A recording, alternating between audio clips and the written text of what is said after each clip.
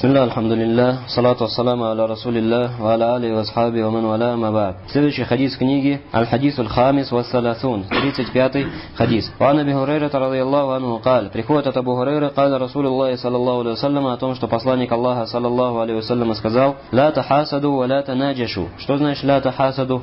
То есть не завидуйте друг другу. Ва ла танаджашу, и не обманывайте друг друга. Что касается слова аннаджаш или аннаджиш, у него есть свои смыслы, их приведет шейх Салих аль-Шейх во время разъяснения этого хадиса. Говорит: «Валя табагаду», то есть у слова танаджуш есть общий языковой смысл и есть частный терминологический смысл, который используется в вопросах торговли. «Валя табагаду», а также не проявляйте к друг другу взаимную ненависть и гнев. «Валя тадабару», слово дубур, спина или задняя часть всякого объекта. «Ля тадабару», то есть не поворачиваясь друг к другу спиной. «Валя яби' ба'дукум аля бей'i ба'д», и пусть один из вас не продает на торговлю другого. Разъяснение этого понятия также придет и тоже является одним из вопросов, которые в основе своей разбираются в книгах по фикху в главе о торговле. «Вакуну ибадаллахи ихвана», и будьте, о рабы Аллаха, братьями. «Аль-муслиму ахуль муслим», мусульманин является братом мусульманина. «Ля язлимуху ва ля яхзулю», что значит мусульманин является братом мусульманина? Приходит его тафсир. То есть, ля язлимуху, он не причиняет ему несправедливости, ва ля яхзулюху, и не оставляет его без помощи, ва ля якзибуху, и не лжет ему, ва ля яхкируху, и не принижает его, не презирает его. Ат-таква хахуна, затем пророк саллаллаху алейхи вассалям сказал: богобоязненность находится здесь. Уюширу иля садрихи саляс маррат, и показал себе на грудь и повторил эту фразу трижды. Говорит: бихасби мри'ин мин аш-шар ай яхкира ахахуль муслим, достаточно человеку зла или дурного, чтобы быть из тех, которые презирают своего брата мусульманина. «Куллюль муслим аляль муслими харам», каждый мусульманин для другого мусульманина запретен. Что значит каждый мусульманин для другого мусульманина запретен? Идет разъяснение. «Дамуху ва малюху ва ирдуху», его кровь, его имущество и его честь. Раваху Муслим, этот хадис передает имам Муслим. Говорит аш-шарх, разъяснение этого хадиса. «Хадаль хадис аслун фи хаккиль муслим аляль муслим». Этот хадис является основой. Опять. То есть, если вы обратили внимание, какой бы хадис мы ни разбирали, практически при разборе каждого из них начинается вот этих слов. «Хадаль хадис аслун». Этот хадис является основой в таких-то вопросах. В вопросах васая, в вопросах завещаний, в вопросах чего? В вопросах аль-адаб, адабов, в вопросах того-то и так далее. А этот говорит в чем? Аслун фи хаккиль муслим аляль муслим. Этот хадис является основой, то есть в вопросах разъяснения прав одного мусульманина на другого мусульманина. Вафима ямбаги ан якуна бейналь муслимин мин анва ат-таамуль. А также в разъяснение того, какие виды взаимоотношений должны происходить между мусульманами. Вакаулю саллаллаху алейхи вассалям, слова пророка саллаллаху алейхи вассалям: ла тахасаду ва ла танаджашу, то есть не делайте так и не делайте так, то есть не проявляйте друг другу взаимной зависти или взаимной танаджуш, то есть обмана, или ахири, и до конца, хаданахиун, все это запрет. То есть смотри, ла тахасаду, ва ла танаджишу, ва ла табагаду, ва ла тадабару и так далее. Это является чем? Все приходит в форме запрета. Потому что ла нахия, ла запретительная, так переходит перед фи'люль мудари. Говорит, все это указывает на запрет. Вакама хуа ма'люм анна нахия юфид ат-тахрим фи мисли хаза. И как известно, запрет указывает на что? На запрещенность. Несет за собой запрещенность. Факаулю саллаллаху алейхи вассалям, вот, например, слова пророка саллаллаху алейхи вассалям: ла тахасаду, не проявляйте друг другу зависти, яни анналь хасада мухаррам. Отсюда ты можешь взять то, что проявление зависти друг к другу является чем? Запретным. Вахаджат ахадис кафира фима баян, или фиха баян тахрим аль-хасад. И пришло, говорит, множество других хадисов, в которых приходит запрет хасада, то есть зависти. Уаннаху, как сказано, например, в одном из хадисов: иякум аль-хасад, ни в коем случае не проявляйте зависти. Иякум — это одна из форм чего? Одна из форм запрета также изучается в книгах по усулюль фих. Говорит: фаинналь хасада якулюль хасанат кама такулюн наруль хатаб.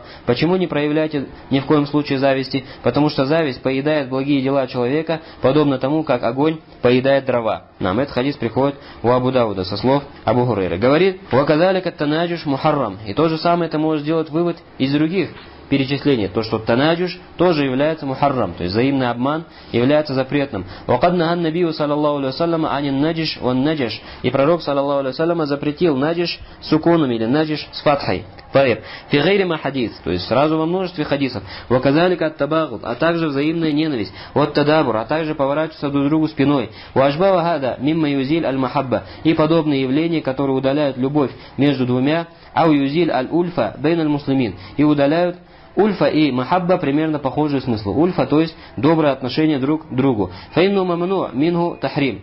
Фаинну мамну мана тахримин. Говорит, все это запрещено. Запретом каким? Именно запрещенности. Это не просто нежелательно, но запрещено. Значит, из того, что прочитали выше, что ты понял? То, что в этих хадисах, или в этом хадисе в начале приходят различные виды запретов с использованием частицы ля аннахия, запретительный ля, который приходит перед глаголом. Это указывает на запрет. Не делайте так и тому подобное. Говорит, из всего этого ты можешь взять постановление запрещенности вот этих вот перечисленных явлений. И эта запрещенность, говорит, именно для запрещенности, а не просто для нежелательности. То есть запрет здесь указывает на тахрим, на запрещенность, а не просто аляль караха, не просто на нежелательность. Далее говорит, «Каулю ла тахасаду». Что касается слова в этом хадисе «ла тахасаду», не проявляйте друг другу зависти, «аль-хасаду фустира би'иддат тавсират». Что касается понятия хасад, зависть, то оно было разъяснено несколькими разъяснениями. То есть сейчас автор шарха приступает к чему? К разъяснению первого блока слов этого хадиса. Как мы уже привыкли, автор шарха постоянно делает таким образом. То есть берет хадис, сначала ведет речь в общем о нем, так, затем приводит какие-то полезные моменты относительно него в общем, потом начинает разъяснять каждый отдельный блок или каждую отдельную фразу по отдельности. И этому необходимо также обучаться, так или нет. То есть ты не должен, когда ты делаешь шарх, делать его в беспорядочном, хаосном порядке, но должен идти по порядку. Сначала разъясняешь о хадисе в общем, о его достоинстве, о его величии, в чем его величие, так, из какой главы этот хадис, какие вещи он конкретно разъясняет, то есть, является ли это хадисом из адабов, или из акиды, из вопросов акиды, или это вопрос, который касается заветов, завещаний, или вопрос, который касается какой-то основы ахли сунна валь джамаа, или из какой главы этот хадис. Ясно или нет? В общем. Потом, после того, как ты в общем разъяснил, можешь разъяснить некоторые полезные моменты, которые опять касаются хадиса в общем, а не каждой его фразы в отдельности. Как здесь сделал автор шарха относительно того, что из этих фраз берется запрещенность. Ля нахия, то есть ля запретительно указывает на то-то, отсюда берется запрещенность, и это не просто нежелательность, и подобные вещи. И потом уже после этих вступительных моментов начинаешь или приступаешь к чему? К разъяснению каждой фразы этого хадиса по отдельности. И при этом то же самое. Когда разъясняешь каждую фразу, стараешься разъяснять ее на научном уровне. Не просто ля тахасаду и начинать делать какую хутбу, допустим, относительно запрета зависти и как это плохо и тому подобное. Но разъясняешь, что такое хасад, какое у него определение, каких видов он бывает, какие причины его, каковы симптомы его, как он лечится и тому подобные вещи. Все это человек должен держать у себя, когда он собирается делать тафсир какого-то хадиса. Понятно или нет? В общем, твоя цель, чтобы студент понял о важности этого хадиса в общем и о каждой фразе в отдельности понял ее смысл. Насколько частей делится одно понятие, так, разветвления различные, это бывает 2 видов, это бывает 3 видов, определение у него такое и тому подобное. Это для чего? Для того, чтобы студент, во-первых, не утерял нить твоего разъяснения, чтобы он понимал, что каждое разъяснение идет каждой фразы по отдельности, и не терялся. То есть не начинал, допустим, если перед нами хадис, ты не начинаешь со слов «Валя ахкиругу». Мусульманин не должен презирать другого и начинаешь по презиранию рассказывать. Подожди, до презирания еще не дошли, так или нет? Начинается с чего? «Ла тахасаду». Первая фраза «Не проявляйте друг другу зависти». То есть должен начинать сначала и заканчивать окончанием, так или нет? То есть не должен начинать с середины, потом продолжать с конца, потом возвращаться к началу. Все это является неверным. Почему? Потому что при этом студент теряет нить и теряется в твоем разъяснении. И для чего мы говорили, необходимо приводить разветвления и вот эти таксиматы. Что такое таксимат? То есть указывать, делится на 2, делится на 3, давать определения конкретные, чтобы человек вышел после урока с определенной пользой, чтобы он мог на следующий день или после этого урока или через месяц выявить заново сам шарх этого хадиса. И это довольно легко, так или нет? Если ты эту дорогу понял, мы прошли этот хадис, если я спрошу тебя завтра, сделай шарх этого хадиса. Тебе идет сделать шарх этого хадиса очень легко. Почему? Потому что он не шел в хаосном порядке. Сначала про одно, потом возвратился вперед, потом опять вернулся назад. Нет.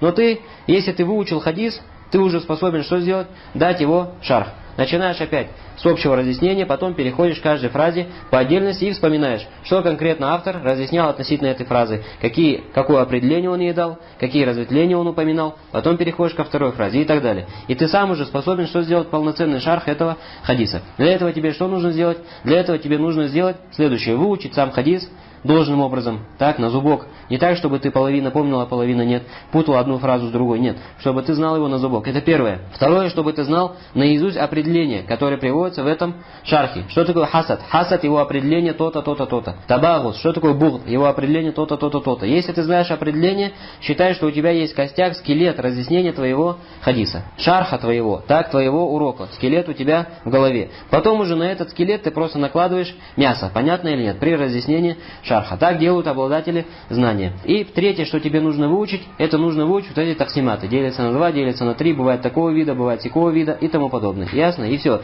Считай, что ты готов сам сделать разъяснение книги Арба'ин ан-Нававия самостоятельно. Ясно или нет? Если усвоил вот эти вещи.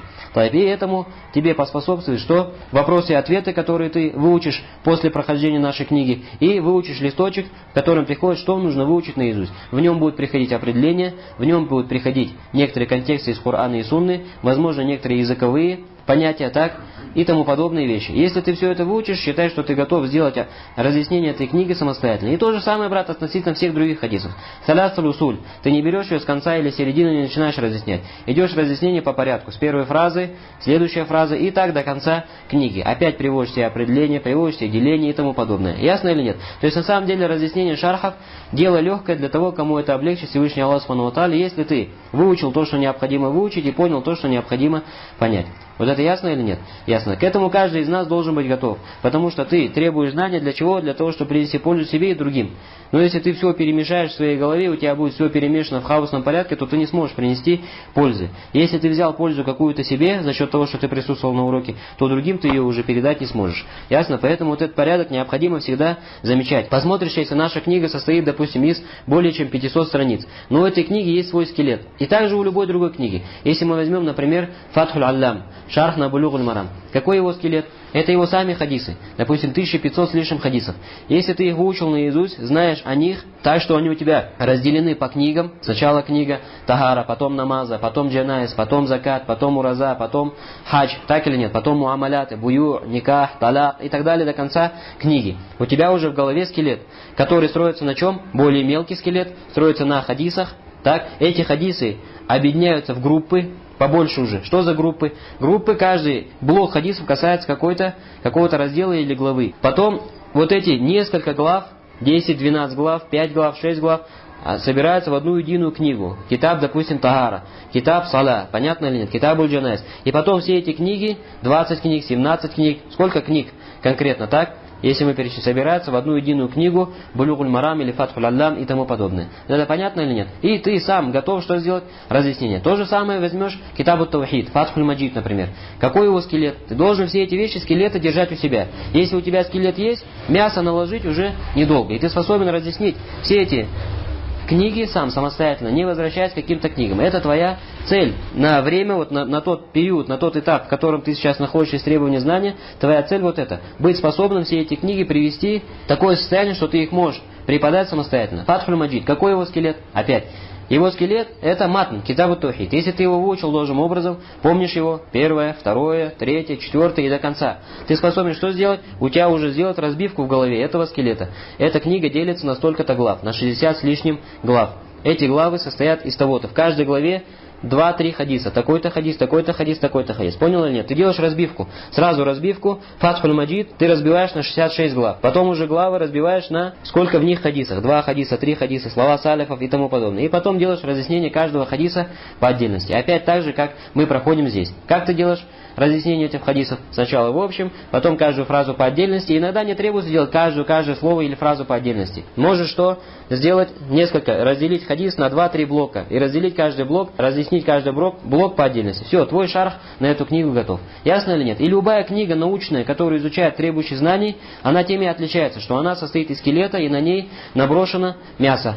Понятно? То есть, допустим, бывают книги, которые ты так не сможешь делать. Бывают книги, которые не состоят из скелетов, потому что они не строятся на каких-то главах, на каких-то конкретных хадисах, но просто речь идет о какой-либо теме. Понятно или нет? Допустим, книга на 700 страниц, но в ней скелета нет. Ты не сможешь ее воспроизвести. Почему? Потому что тебе не на что опираться во время ее воспроизведения. Но те книги, которые изучают талиб аль-илм в начале требования знания, так, они состоят из чего? Состоят всегда из скелета. Этот скелет необходимо выучить наизусть должным образом и знать его постоянно, делать его мураджа. И тогда ты готов преподать любой матн, который изучается в различных науках. То же самое касается байкунии. Что такое байкуния? Допустим, какой у него скелет? Скелет — это то стихотворение, которое необходимо выучить. Если ты его выучил должным образом, ты просто идешь по нему и разъясняешь. Первая глава, допустим, хадис, допустим, что такое вообще терминология хадисоведения. Маху хадис, его определение. То, так или нет. Потом переходишь к каждому конкретному. Сахих, переходишь к достоверному хадису. Его условия такие. Относительно него можно сказать то. Первое, второе, третье. Потом переходишь на хасан. Что такое хасан? Чем он отличается от сахих? И так далее по всей книге до конца. Ясно? Допустим, Манзумат аль-Каваид фикхия. Кого Ас-Саади? Какой его скелет? Опять само это стихотворение. Выучил это стихотворение наизусть и пошел по этому стихотворению, идешь, разъясняешь, у тебя скелет есть. Тебе остается набросить что? Мясо. Ясно? Любой матн так. Любой матн научный отличается этим от других книг. Поэтому, если вы заметили, мы делаем как? У нас есть кутуб муатамада, то есть книги, которые обязательно должен изучить требующие знаний с вопросами, с ответами, то, что нужно выучить наизусть и так далее. А есть книги, которые какие являются как бы факультативные, просто по пути. Их можно прослушать для чего? Для пользы. Потому что они не строятся на скелете. Ясно или нет? Почему мы их изучаем просто факультативно, не составляем относительно их вопросов и ответов, как, например, Шарх ас-Сунна Барбахари. Так, Шарх ас-Сунна Барбахари, нет по ним ни вопросов, ни ответов. Почему? Потому что эта книга не построена на каком-то конкретном скелете, который ты мог бы выучить, и потом, исходя из этого скелета, построить разъяснение книги. Такого нет. Но имам аль-Барбахари приводит просто слова свои, так или нет. И, возможно, путает порядок. Сначала разговаривает об одном, потом о втором, потом о третьем, потом опять возвращается к первому. Так или нет? В нескольких местах своей книги возвращается опять к тому же самому и тому подобное. Поэтому здесь каких-то вопросов и ответов составлять смысла нет. Но необходимо изучить эту книгу в каком порядке? В факультативном порядке. Вот это ясно или нет? Дальше говорит: «Каулюху ля тахасаду». Слова этого хадиса: не проявляйте друг другу зависти. Говорит: «Аль-хасаду фуссира би'иддат тафсират». Зависть, говорит, фуссира, то есть дается ему определение несколькими определениями, или разъясняется несколькими определениями. «Уаминха анналь хасада». Смотри, из слова «минха» ты сразу понимаешь что? Что автор книги не будет приводить всех этих определений, которые существуют в книгах. Но, говорит, из этих определений можно назвать следующие. Первое: «Таманни заваль ан-ни'ма аниль гайр». Все, легкое определение или нет? Вот его необходимо будет выучить. Это определение будет находиться где? В листочках, для того, что нужно выучить наизусть. Так, если ты требующий знания, ты должен уметь разъяснить, что такое хасад. Не просто потому, как ты это себе представляешь, зависть, или как ты это увидел в процессе опыта твоей жизни. Нет, ты должен разъяснить, именно приведя определение четкое, и разъяснить на основе определения. Это твой скелет. Видишь, говорит из этих определений то, что зависть — это таманни заваль ан-ни'ма аниль гайр. Когда ты желаешь удаления блага от постороннего для тебя человека. У тебя есть брат, у тебя есть друг, у тебя есть сосед. Он наделен каким-то благом. Ты желаешь, чтобы это благо ушло от него.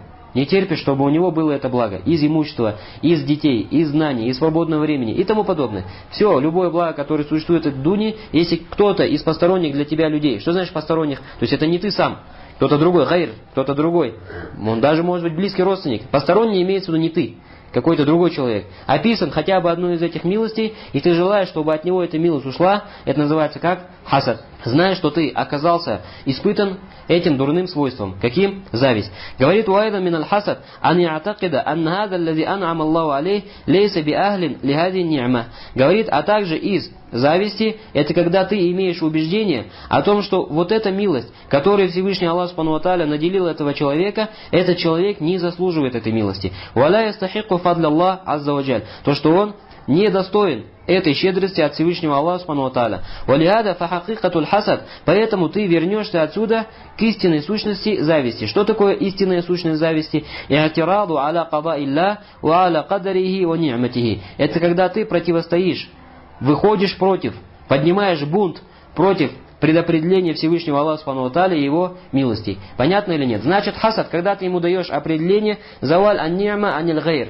Это, или таманни заваль ан-ни'ма аниль гайр. Желание удаления милости от другого. К чему это в итоге возвращается?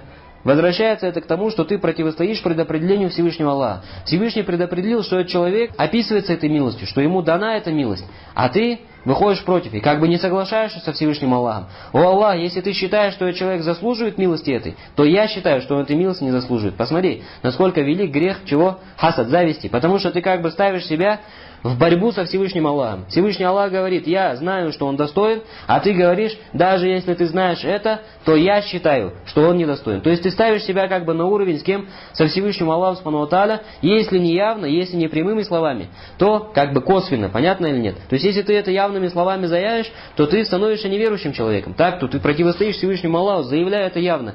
Но человек что делает? Заявляет это неявно, но косвенно в своем сердце не соглашается со Всевышним Аллахом. Посмотри, к чему это возвращается. Говорит, «Фалихада кан», и поэтому в хадисе пришло, «Аль-хасаду якулю аль-хасанат, камата кулюн нару аль-хатаб». То, что зависть пожирает благие дела человека, так же, как огонь пожирает дрова. «Фалейс аль-хасад муктасиран аля анну яасан бихи сахибу факат». Смотри, говорит нам, хасад, то есть зависть, не сокращается лишь на том, что человек, который обладает этой завистью, получает грех. Нет. Баль-юзхир бал хасанат сахибихи. Но еще плюс удаляет некоторые его благие дела. То есть смотри, автор книги, после того, как дал определение слова хасад, перешел к чему? Из этого определения вывел тогда, к чему возвращается это понятие хасад. Возвращается к противостоянию предопределения Всевышнего Аллаха Субхану ва Тааля. Потом из этого взял что? Из этого взял результат. Так или нет? Результат, то есть на практике, чем это тебе грозит? То, что ты описываешься этим свойством, к чему это тебя приведет?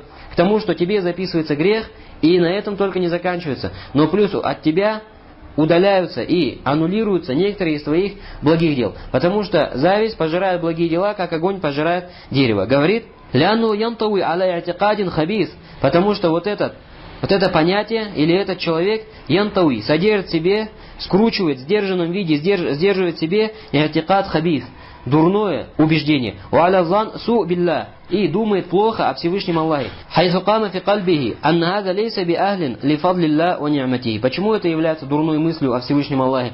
Потому что в своем сердце он считает, что этот человек недостоин этой милости от Всевышнего Аллаха и его щедрости. «Ванаху хаза, ма ястамилу ба'дул амма, хайсу якулю ба'духум». И говорит, на примере жизненном можно привести, как это используется среди простонародья. Иногда, говорит, ты можешь услышать, что когда двое разговаривают, и один говорит, допустим, такой-то построил дом, такой-то купил себе автомобиль, у такого-то родился ребенок, такой-то женился на такой-то прекрасной женщине, допустим, так, обладающей почетом, обладающей имуществом, обладающей чем? Хорошим родством и тому подобное. Они что друг другу говорят? «Ада харам, аню'та каза ва каза». Аллахи, это харам, это запрещено, чтобы такому было дано то-то и то-то. «Ада харам ан такуна индау хази ни'ма». Это запрещено, чтобы у него была эта милость. «Ада харам ан якуна индау аль-маль». Это харам, чтобы у него имущество было. «Уажбау залик» и тому подобные фразы. Слышали такое или нет? Часто такое произносят люди из простонародья. Еще при этом клянутся Аллахом. Ага, харам Аллах. То есть запрещено в Аллах, чтобы этот человек был описан такой-то милостью. Ясно или нет? То есть что этим самым делают? Даже не замечают, как они противостоят решению Всевышнего Аллаха и его предопределению. Говорит, «Уашбау залика мимма фии заннун су билляй азза ва джаль». И тому подобные фразы, которые содержат в себе или которые вытекают из чего? Из дурной мысли о Всевышнем Аллахе. Посмотри, зависть содержит в себе из того, что мы прочитали уже, две дурные великие основы. А это противостояние предопределению Всевышнего Аллаха, то, что ты ставишь себя на уровень со Всевышним Аллахом и пытаешься что делать? Оспаривать его решение, его предопределение, это первое. И второе, что ты плохо думаешь о Всевышнем Аллахе. Зан асу билля, или су зан билля. Дурная мысль о ком? О Всевышнем Аллахе. Говорит, уатирад аля кадарилля ва аля ни'мати. Видишь, ты противостоишь предопределению Аллаха и его милости. Ва аля ризки аллази ясрифуху кейфа яша. А также его уделу, которым он ясрифуху тратит его и направляет его куда захочет. То есть Всевышний Аллах Субхану ва Тааля сам решает, куда направлять различные уделы или нет, кого этим уделом наградить, а кого этим уделом не награждать. Сам решает. То есть ты к этому никакого отношения не имеешь. Говорит, «Фальваджибу аляль муслим ан яфраха ли ахихиль муслим бимана амалла али». Поэтому, исходя из этого хадиса, раз пророк, саллаллаху алейхи вассалям, запретил хасад, запретил завидовать человеку, запретил желать удаления добра от него, отсюда противоположно понимается, что? Значит, ему является, если то запрещено, значит, противоположно ему является ваджибом, обязательным, что делать? Наоборот, радоваться за своего брата-мусульманина тому, что Всевышний Аллах наделил его определенной милостью. «Вакад сабака фил хадис», и мы уже разъясняли ранее в одном из хадисов, «Ла ю'мину ахадукум, хатта юхибба ли ахихи ма юхиббу ли нафси». Говорит, не уверует ни один из вас, пока он не пожелает для своего брата того же, что он пожелает себе. Видишь? возвратилось одно к другому. Один хадис возвратился к другому хадису. Как мы говорили, одно знание подкрепляет второе знание. Валь хасад билудди залика. Видишь? Потому что зависть – это противоположно этому. То есть, когда ты любишь для своего брата того же, что ты любишь себе. Зависть может присутствовать здесь или нет? Здесь уже зависть не может присутствовать. А раз у тебя присутствует зависть, соответственно, ты уже не выполняешь вот это еще плюс хадис. Понятно ли? Этот хадис не выполняешь, еще и этот хадис не выполняешь. То есть, подпадаешь сразу под множество противоречий шариату. Говорит фаинналь хасид ла юхиббу ли ахихи ма юхиббу ли нафси. Потому что завистливый человек не любит для своего брата того же, что он любит себе. Говорит гуа байна амрейн. И он говорит между одним из двух вещей. Имма ан ятаманна заваля ни'ма анахи. Говорит, либо желает, чтобы та милость, которая у брата уже есть, чтобы она от него ушла, ау аннау яатакид ва язун анна ахаху лейса би ахлин лима атаху Аллах азза ва джаль. Или же он имеет убеждение и считает, что этот человек, то есть этот его брат, не заслуживает этой милости от Всевышнего Аллаха субхану ва тааля. Так, что касается зависти, вот это вопрос понятен или нет? Этот вопрос, иншаллах, понятен. Далее говорит, и одно из больших лекарств того, как вылечить хасад, как вылечить зависть, то, что человек должен понимать, то, что те милости, которыми наделяет Всевышний Аллах субхану ва тааля тех или иных людей в этой дуне, будь то тебя или других, могут обернуться для человека благом, а могут обернуться чем? Дурным. То есть нечего завидовать этому человеку. То есть то, что он был наделен знанием, или наделен свободным временем, или силой здоровья, или имуществом, или детьми, или большим красивым домом и хорошей, дорогой машиной и тому подобное. Все это не является признаком его успеха в судный день. Так или нет? То есть, брат, нечему здесь завидовать. Один Аллах знает,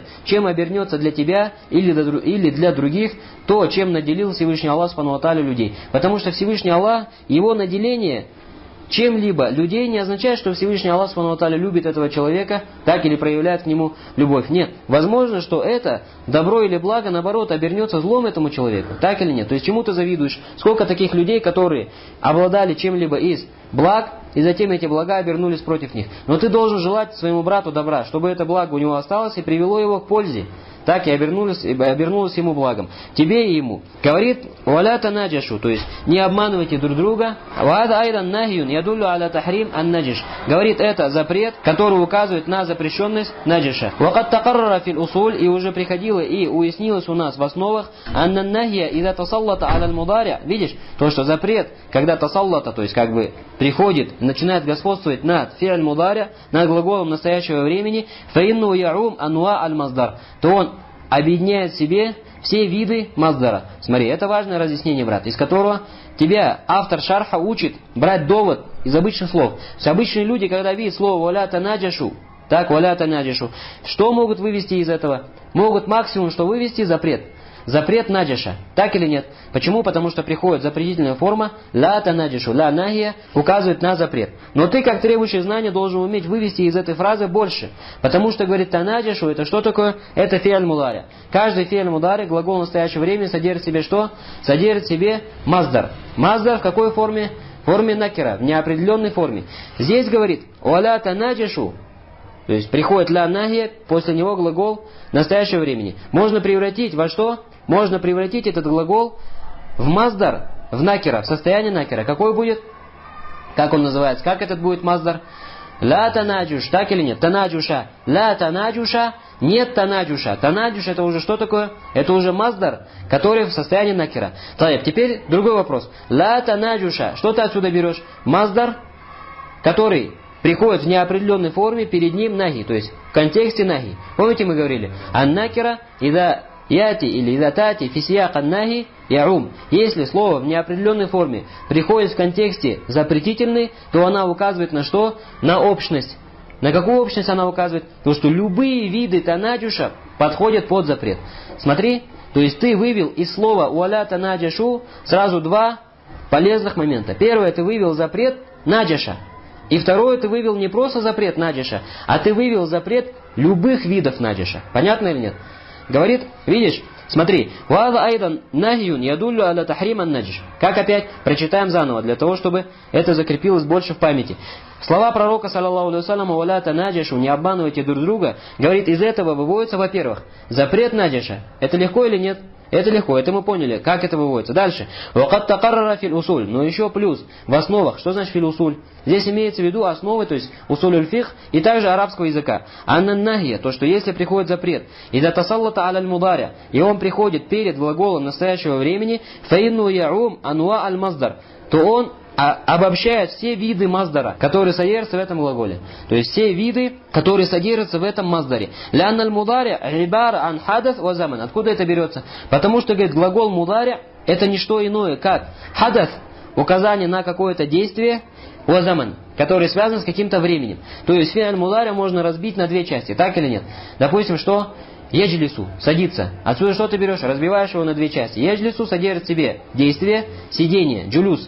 И того, что это действие связано с каким-то временем. С каким временем? Хадар, то есть настоящим временем или будущим временем. Говорит далее. Фатасаллат ан-нафи, ау-нахи аль-хадас. И известно то, что если приходит нафи, то есть отрицательная частица, или отрицание, или приходит запрет, аль-хадас, перед глаголом, перед действием, уаль-хадасу накира, и при этом это действие пришло в неопределенной форме, фаамман ваан, то оно указывает на на все объемлемость и на обобщенность всех видов этого маздара. Понятно или нет? Говорит, смотри, факаулю ла тахасаду яуму джамиан валь хасад. То же самое можно применить ла тахасаду, ла табагаду, ла тадабару и тому подобное. Ко всем этим глаголам. Видишь? Ла тахасаду. Отсюда ты берешь запрет зависти или нет? То, что мы изучали выше. Ты взял запрет зависти. Но плюс к этому ты взял еще что? Не просто запрет зависти, а ты взял запрет всех видов зависти. То есть любого вида зависти ты из этого глагола или из этой фразы взял. Теперь, как понять, белая зависть разве запрещена? Мы говорили, что белая зависть это когда ты желаешь для себя того же, что есть у твоего брата, но при этом не желаешь, чтобы от брата ушло это благо. Это разрешено или нет? Это разрешено. Например, в вопросах имущества или в вопросах знания. Так или нет? Почему? Мы же сказали, что ля тахасаду включает в себя запрет всех видов зависти. Нам это основа, что он включает в себя запрет всех видов зависти, в том числе белой зависти. Но белую зависть, что мы с ней делаем? Мы исключаем из этого запрета на основании другого контекста. Пришел другой контекст, где пророк, саллаллаху алейхи ва саллям, сказал: «Ла хасада илля фиснатейн». Нельзя завидовать, кроме как в двух вещах. И потом перечислил относительно имущества, которое тратится на пути Аллаха день и ночь, и относительно знания, которое используется на пути Аллаха день и ночь. Так или нет? То есть смотри, в основе ля тахасаду указывает на запрет любого вида хасада, но потом какие-то из видов хасада могут быть выведены из этого общего запрета на основании чего? Не на основании, что тебе так захотелось, или потому что тебе так кажется, а на основании довода опять. Ясно или нет? То же самое говорит «Уаля танаджашу». Слово «ля танаджашу» яуму джами анва ан-наджиш бисукун, ван-наджиш биттахрик. Говорит, включает в себя запрет всех видов наджиша, всех видов обмана. Так, будь то сукуном, наджиш, или с тахриком, то есть фатхой, наджиш. Так, все это запрещено. Смотри, он наджиш, а он наджиш. Теперь дальше переходит автор нашего шарха к разъяснению. А что такое тогда наджиш?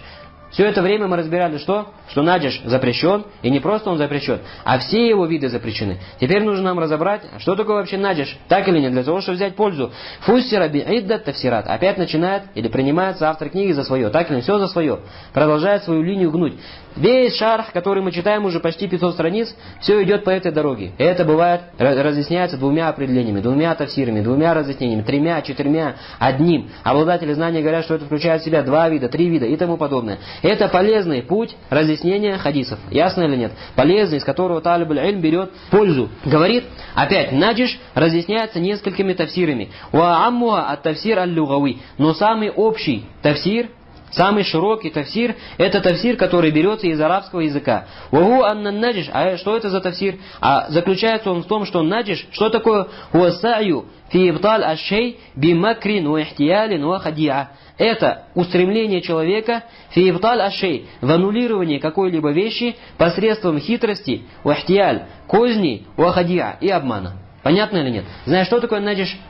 Его определение берется из чего? Из арабского языка в данном случае. Наджиш в арабском языке это когда ты устремляешься к аннулированию какой-то вещи посредством чего? Посредством макр, хитрости, уахтияль, каких-то козней или коварства, уаль-хадиа и обмана. Это называется как? Наджиш. Относительно твоего брата применять это можно или нет? Мусульманина применять это можно или нет? Относительно мусульманина применять это нельзя в любом виде. Говорит уаза ам. И это определение общее. Яшма джами анва ат-таамуль ма'аль муслимин. Заключает в себя все виды взаимоотношений между То есть во всех видах взаимоотношений между мусульман нельзя применять наджиш. Говорит, фаидан каулю, значит слова пророка, саллаллаху алейхи вассаляма, валя танаджишу, не применяйте между собой наджиш, ай ла яс'a ба'дукум ма'a ба'д биль хида. То есть пусть один из вас не устремляется к другому на основании обмана, вальхиля или козней, валь муараба. Или муараба это что тоже? Обман или уклончивость, двусмысленность. То есть когда ты не заявляешь прямо и не заявляешь то, что необходимо заявить, но начинаешь что делать? Уклоняешься, обманываешь и тому подобное. Уажбау залика мин сифат аль-мазмума и тому подобные порицаемые сифат, то есть качества. Смотри. وَيَدْخُلُ فِي هَذَا النَّجِشْ الْخَاص.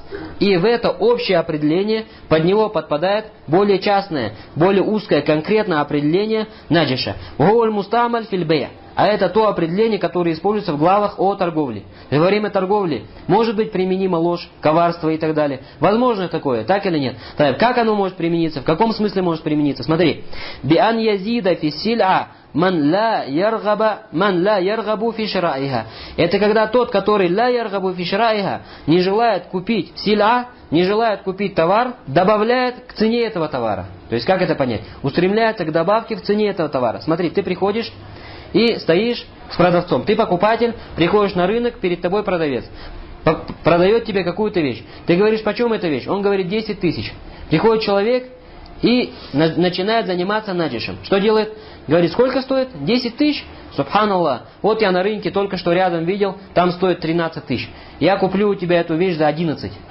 Человек говорит, подожди, мы уже, брат, за 10 тысяч здесь стоим, договариваемся. Он говорит, не, я готов у тебя за 11 купить. Говорит, хорошо, я тогда за 11 500 куплю. Тот говорит, нет, тогда я за 12 куплю. Я за 12 500, тогда я за 13 куплю. То есть начинает что делать? Добавляет цене товара вместе с тем, что он вообще не желает этот товар покупать. Так, не желает товар покупать, но что его сподвигает на данную добавку цены? Одно из двух. Либо он просто не желает тебе добра и желает тебе зла, желает, чтобы ты за товар, который ты можешь купить за 10 тысяч, купил его за 13 и потратил больше, это первое. Либо вторая причина, его скрытая договоренность между ними и продавцом.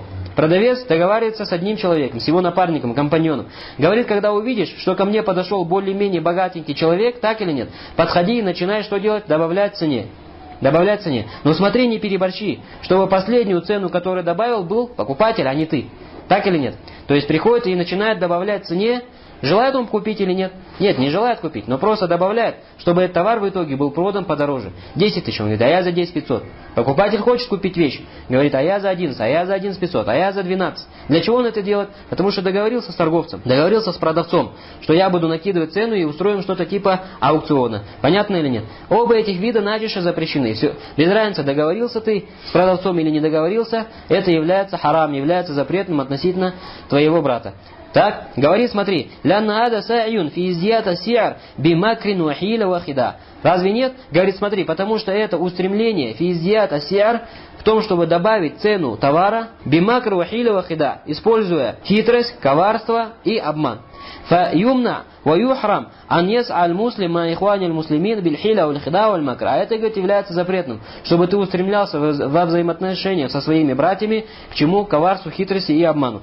بَلَ الْمُسْلِمَ مَا إِخْوَانِ يَسِيرْ عَلَى نِيَّةٍ طَيِّبَةٍ. Но нет, наоборот, мусульманин со своими братьями должен идти на основании хорошего, благого намерения. Говорит, وَعَلَى أَنْ يُحِبَّ لَهُمْ ма юхиббу ли нафсихи, а также чтобы он любил для своих братьев того же, что он любит для себя. Ва алла яхдуахум, ва алла югаррирахум, или югаррира бихим, чтобы он не обманывал их и чтобы он не обольщал их. Баль якуну махум, кама юхиббу ан якуна мах. Но он должен быть со своими братьями так же, как он любил бы, чтобы они были с ним. Вот это ясно или нет? Знаешь, смотри, из того, что мы пока прочитали выше относительно танаджиша, что ты понял? Что от слова ля танаджишу берется запрет наджиша. Так, во-вторых, берется запрет всех его видов. Это мы тоже поняли. Третье, ты знаешь теперь общее определение. Что такое наджиш? Общее определение, которое берется откуда?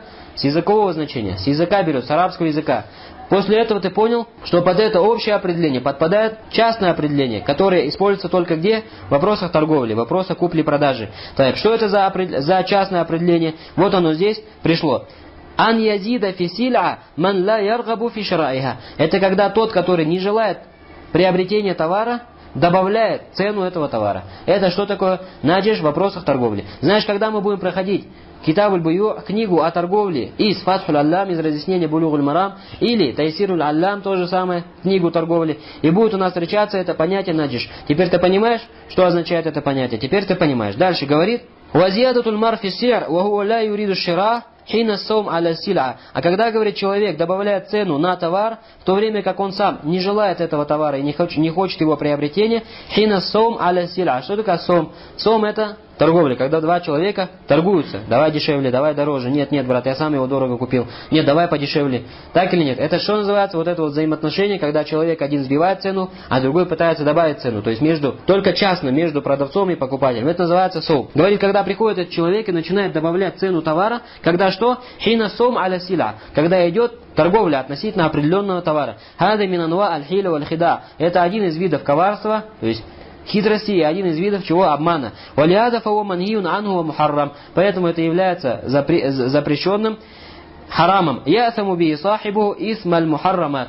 Так что если человек это совершит, то он получает грех за то, что совершил харам, за то, что совершил запретное деяние. То есть вот это ясно или нет? Это то, что касалось наджиша. Дальше говорит: «Валя табагаду», и не проявляйте друг другу взаимной ненависти или взаимного гнева. Вот табагуд гуна айдан ам. Смотри, опять. Табагуд здесь опять приходит какой? В общем виде. То есть любое проявление гнева запрещено. Фикулли маякуну сабабан лихудус аль-багда мин аль-акваль валь-амаль. То есть из этого берется запрет любого действия, которое может стать причиной взаимной ненависти, как слов, так и дел. Смотри, что ты берешь отсюда? Ля табагаду. Не проявляйте гнева друг другу. Из этого запрета ты берешь не просто проявление гнева друг другу, но берешь запрет на все, что приводит к этому гневу. То есть смотри, когда ты уже делов натворил, так или нет, друг другу натворили, наговорили слов, что сотворили друг с другом определенных действий, остается только что? Сам табагут, сам бугд, сам гнев. Эта вещь лишь результат, так или нет, лишь последствия слов и дел. И ты его не можешь удержать. То есть это уже что? Не в твоих силах удержать гнев.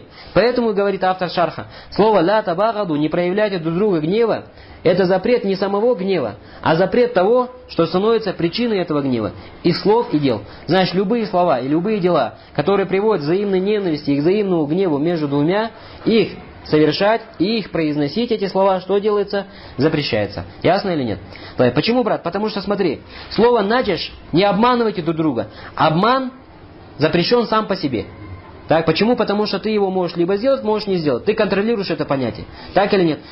Но слово «бугд», гнев, ты его не можешь контролировать, потому что это лишь результат, который выходит бесконтрольно от тебя. Поэтому здесь уже идет запрет не на сам гнев, а идет запрет на что? На то, что приводит к этому гневу. Усвоили это? Дальше говорит: «Факуллю каулин юадди иля л-бугд, фаанта манхиюн ан». Поэтому любое слово, которое может привести к гневу, тебе запрещено его произносить. Говорит: «Вакуллю фи'алин юадди иля табагуд, фаанта манхиюн ан». То же самое, любое действие, которое приводит к взаимному гневу, взаимной ненависти, тоже запрещено его совершать. «Фальму'мин ма'мур биан яс'a бима фи'л махабба бейна ихванил му'минин». Говорит, верующий человек, ему приказано что делать? Совершать те слова, и совершать те деяния, и произносить те слова, которые наоборот ведут к чему? К любви, к взаимной дружбе и тому подобное друг с другом. وَأَمَّا مَا فِيهِ مِنَ التَّبَاغُضِ فَهُوَ حَرَامٌ أَنْ يَسْعَى فِيهِ بِقَوْلِهِ أَوْ قَلَمِهِ أَوْ كَلَامِهِ أَوْ عَمَلِهِ أَوْ إِشَارَتِهِ أَوْ لَحْظِهِ. Так, а то, что приводит к гневу, все это тебе запрещено. Будь то это словами или писанием, то есть ручкой, так, написал что-то в книге или в послании или что-либо подобное. Или словами, которые произносятся чем? Языком, или в действиях, или в указании. А у лахзахи, лахза это что как бы, допустим, когда человек мимикой что-то делает, мимикой, глазами показал, так или нет, головой что-то сделал. И это приводит к гневу между двумя, тоже является чем? Тоже является запретным. Хатта инна раджуля ла ясуга лаху ан ябгава айя муслимин кан. Любому человеку, мусульманину, говорит, запрещено ненавидеть какого-либо другого мусульманина. Лянну кад ахаббаху лимамаху миналь ислама ва тавхид. Потому что ты уже полюбил своего брата за то, что он обладает исламом и единобожием. Вада яджбуру гайраху ва ин абгадаху бугдан диниян. И это говорит, что? Но если ты, говорит, возненавидел своего брата ненавистью религиозной, что значит ненависть религиозной? То есть не из-за дуни, не из-за того, что он тебе навредил в чем-то, или перешел тебе дорогу в чем-то, так, в вопросах имущества или здоровья, или в чем-либо еще, но ты его ненавидишь ненавистью религиозной, либида атинфи, либо потому, что в нем есть нововведение, а ума шаба азалика и тому подобное, то человек нововведение, допустим, бедатчик, так или нет, или совершает нововведение, хоть и не является бедатчиком, так, ты его ненавидишь за что? Ты его ненавидишь как такового человека, а за то, что он совершает это нововведение. Говорит, фада ла хараджи, в этом нет никакой проблемы. Лякан аль-бугд ад-дуньяви хуллади нухи анхуна. Но здесь запрещен какой вид гнева? Ад-дуньяви, по вопросам дуньи, по вопросам быта. Это то, что запрещено здесь. Опять-таки смотри, когда мы говорим ля табагаду, в этом содержится что? Обобщенность. Запрещен любой гнев. То есть гнев религиозный и гнев какой?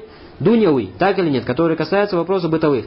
Но опять из этой общности мы делаем исключение гнева какого? Религиозного. Потому что указание на его узаконенность, на позволительность, более того, обязательность пришла в контекстах. Так или нет? Что ты должен проявлять ненависть кому? К нововведенцам. Что ты не должен их любить. Ты должен что делать? Враждовать с ними и тому подобные вещи. Так или нет? Ты должен противостоять им, опровергать их и так далее. Все это приходит в контекстах или нет? Все это приходит в этих контекстах. Значит, контексты вот эти являются чем? Являются тем, посредством чего ты исключаешь этот вид гнева из этого общего контекста запрета. То, что этот вид гнева становится разрешенным, более того, обязательным, желательным и так далее, в зависимости от ситуации. Вот это ясно или нет? Это также понятно. Значит, можешь ли ты относительно одного и того же человека и любить его, и ненавидеть его? Возможно такое или нет? Возможно. Ты любишь его за то, что он муслим, за то, что он муахид, единобожник. Ты любишь его за это. Но ты его ненавидишь за то, что он совершает какие-то нововведения. Или выше этого, то есть не просто совершает нововведения, но является нововведенцем и тому подобное. Или за какие-то дурные качества, которые в нем есть. Из зависти, из злобы или что-либо подобного. Так или нет? Ты его ненавидишь с этой стороны, но любишь с другой стороны. То есть относительно верующего человека, относительно мусульманина, не может быть собрана абсолютная ненависть. Так? Но эта ненависть соприкасается с чем? Или смешивается с чем? С любовью. В отличие от кого? От неверующих. Неверующих ты ненавидишь полностью. Так или нет? Почему? Потому что у них нет ни ислама, ни единобожия, ни того, ни другого. Так, говорит дальше. فَإِذَا сабабуль бугд диниян машруан, фаада матлубун вала ба'са бих. Видишь, если, говорит, причина гнева является причиной узаконенной, религиозной, то это требуется в шариате. И в этом нет ничего страшного. Лякин биннизба лиль муслим, фаинну ля юбгад биль джумля. Но, говорит, что касается мусульманина, то его нельзя ненавидеть биль джумля, то есть абсолютно, без исключений. Бали яджтамию фи хаккиль муслим, ма якуну ма аль хуббиля. Но относительно мусульманина, вместе с ненавистью собирается еще что? Что-то из любви. Как мы указали выше. Любишь ты его почему? Потому что он муслим, единобожник, так или нет. Но ненавидишь его из-за его нововведений, или грехов, или каких-то дурных нравственных качеств и тому подобное. Видишь, почему ты его любишь с одной стороны? Потому что в нем есть вера, в нем есть таухид, единобожие, в нем есть подчинение. Когда мы говорим в нем, не имеется в виду в его сердце. Так, кто-то может неправильно понять, что мы говорим, что вера только в сердце. В нем есть вера, не означает, что в нем, то есть в сердце него, и дела не входят в веру. Нет, не это имеется в виду. Имеется в виду, этот человек описывается верой. Его вера существует в сердце, его вера существует на словах, его вера существует на его деяниях органов тела. Говорит, «Вама якуну мауль бугдиля, хуама кад якуну яктарифу миналь исмуль асьян». Но почему ты его ненавидишь? То есть, почему ты его любишь, мы поняли. Потому что он верующий, мусульманин, единобожник и так далее. Но почему ты его можешь ненавидеть? Потому что в нем есть определенные грехи и ослушания, которые он совершает. Фальмумин валь муслим яджтамиу фи хаккихима аль-муджибан фи ддин аль-хуб валь-бугд. Поэтому относительно верующего и относительно мусульманина могут собраться эти две вещи, так, которые приходят, узаконенность их оба что? В религии. Так или нет? Ненависть со стороны религиозной и любовь также к нему может быть собрана. Факаулю ля табагаду. Поэтому слова пророка, саллаллаху алейхи вассаляма, не проявляйте друг другу гнева, яни ля тас'ау фима фи табагуд фи амри дунья. То есть имеется в виду, не устремляйтесь к тому, что может стать причиной взаимного гнева в вопросах какой? В вопросах каких? В вопросах дуньи. Но если вопрос касается религиозного, шариатского понятия, то есть гнев вызван у тебя из-за этого, то это является не просто разрешенным, но является требуемым в шариате. Здесь уже запрет не работает. Понятно или нет? Здесь уже запрет в это понятие не входит. То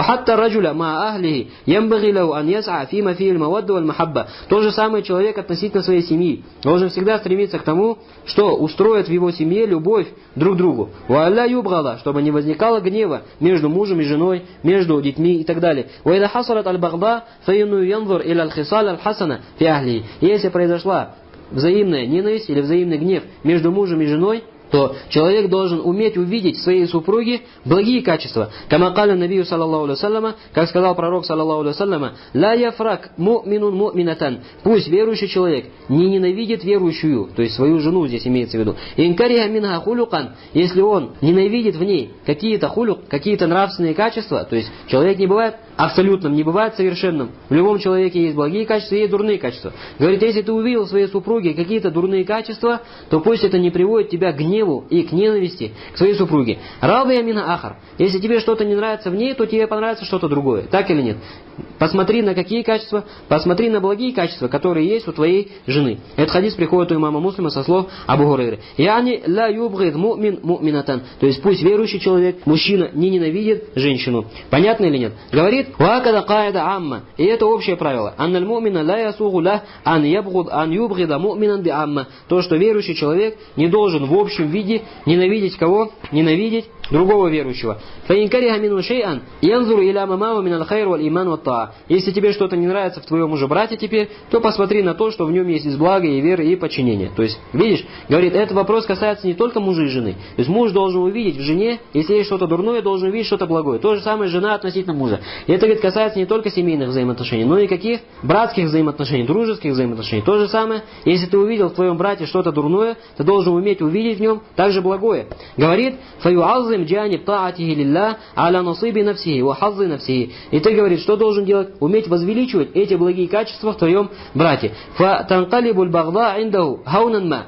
Говорит, так что ненависть к твоему брату становится какой? Хаунанма, то есть становится незначительной. Уменьшается посредством того, что ты увидишь в нем благо. Валя якуну багидан лаху бугдан тамман. И человек в этом случае уже не становится тебе ненавистным абсолютно. Ау маюджибу аль муката ау аль мудабара. И эта ненависть уже не приводит к чему? Муката, к порыванию отношений, аль мудабара, и поворачиванию друг к другу спиной. Вот это ясно или нет? Поэтому это тоже, иншаллах, понятно. Давайте остальное, иншаллах, оставим на следующий урок и постараемся дочитать на следующем уроке биизнилля. Субханак Аллахумма бихамдик, ашхаду ан ла илляха илля анта, астагфируллаха ва атубу илейх.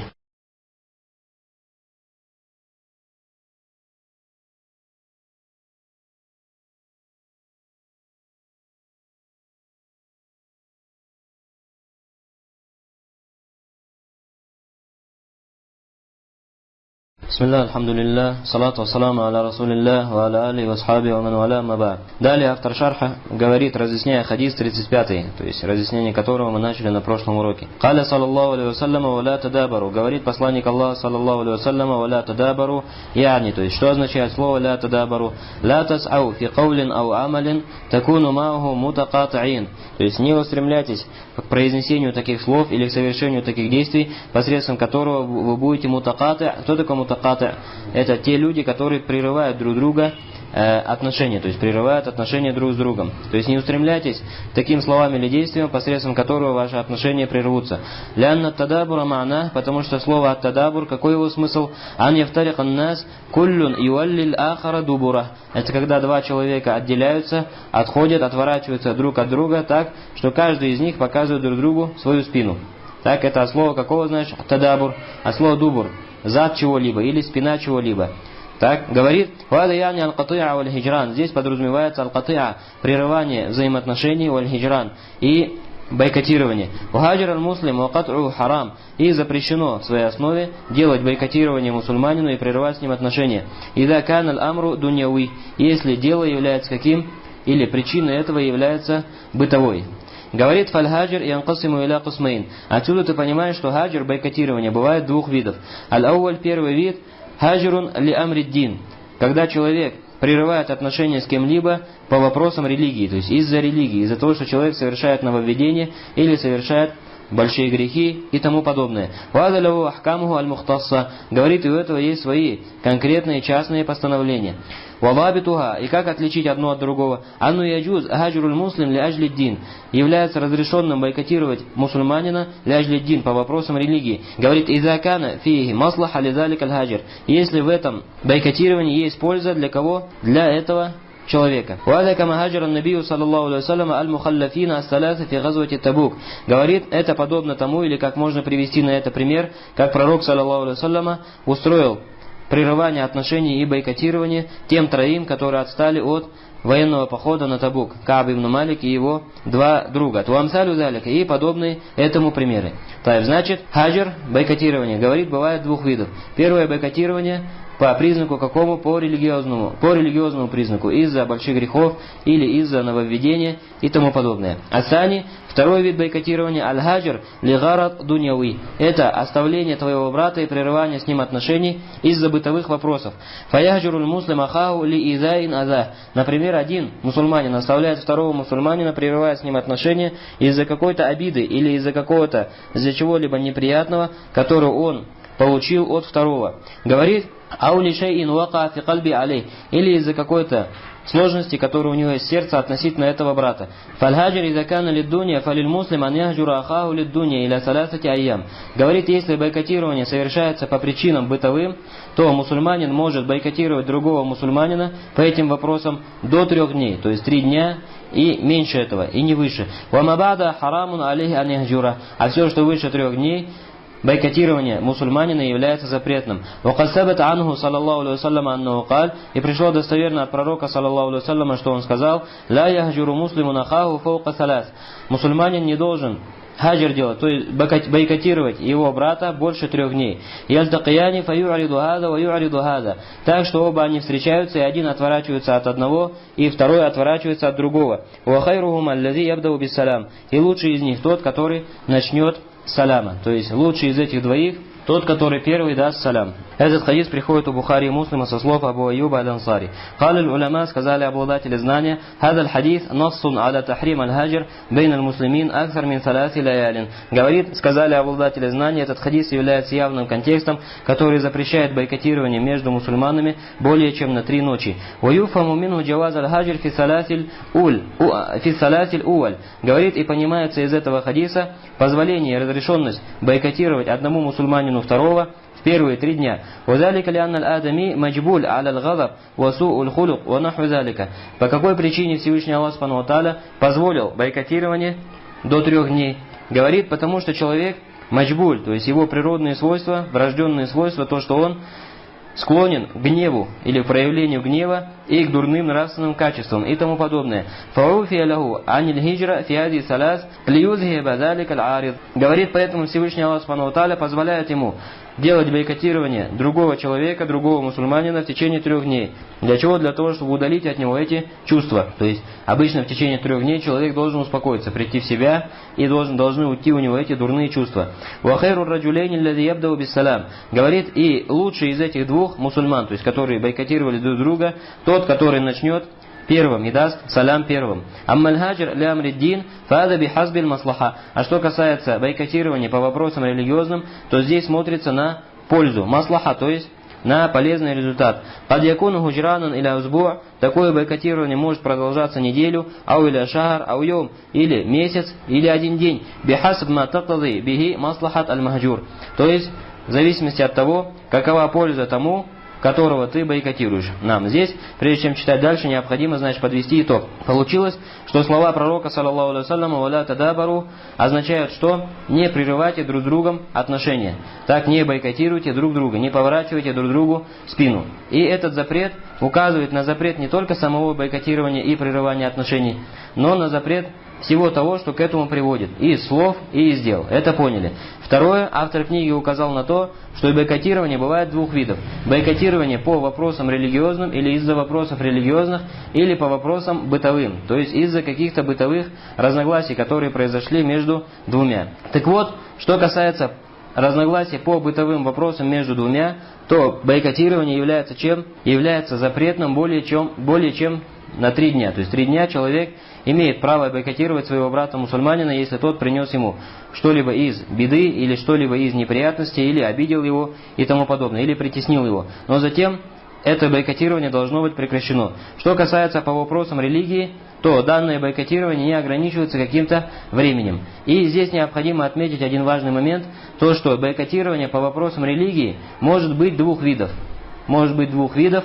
Первое, это когда человек бойкотирует другого из-за того, что тот совершает большие грехи. Из-за того, что тот совершил что-то из греха или ослушания Всевышнему Аллаху Субхану ва Тааля. Это первое.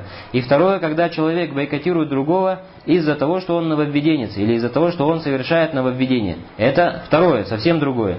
В первом случае смотрится на пользу, то есть есть польза тому, кого и бойкотируют или нет. То есть для чего бойкотируют человека, который совершает большой грех или совершает ослушание Всевышнему Аллаху? Для того, чтобы он отказался от этого ослушания, вернулся ко Всевышнему Аллаху Субхану ва Тааля с покаянием. И пример на это какой? Как раз вот этот пример с пророком, саллаллаху алейхи вассаляма, как он делал бойкотирование тем троим, Каабу ибн Малику и еще двоим его товарищам, которые они все не вышли на поход на Табук. Не выход на военный поход, тогда, когда Амир призывает к этому, является чем? Является ослушанием Всевышнего Аллаха. Но является ли нововведением или нет? Нововведением это не является. Здесь в этом случае смотрится на пользу. Есть ли польза тому, кого бойкотируют? То есть бывает так, что человека бойкотируют за грех, но это не добавляет ему ничего, кроме добавления в этом грехе и углубления в этот грех, увеличения этого греха или увеличения количества грехов.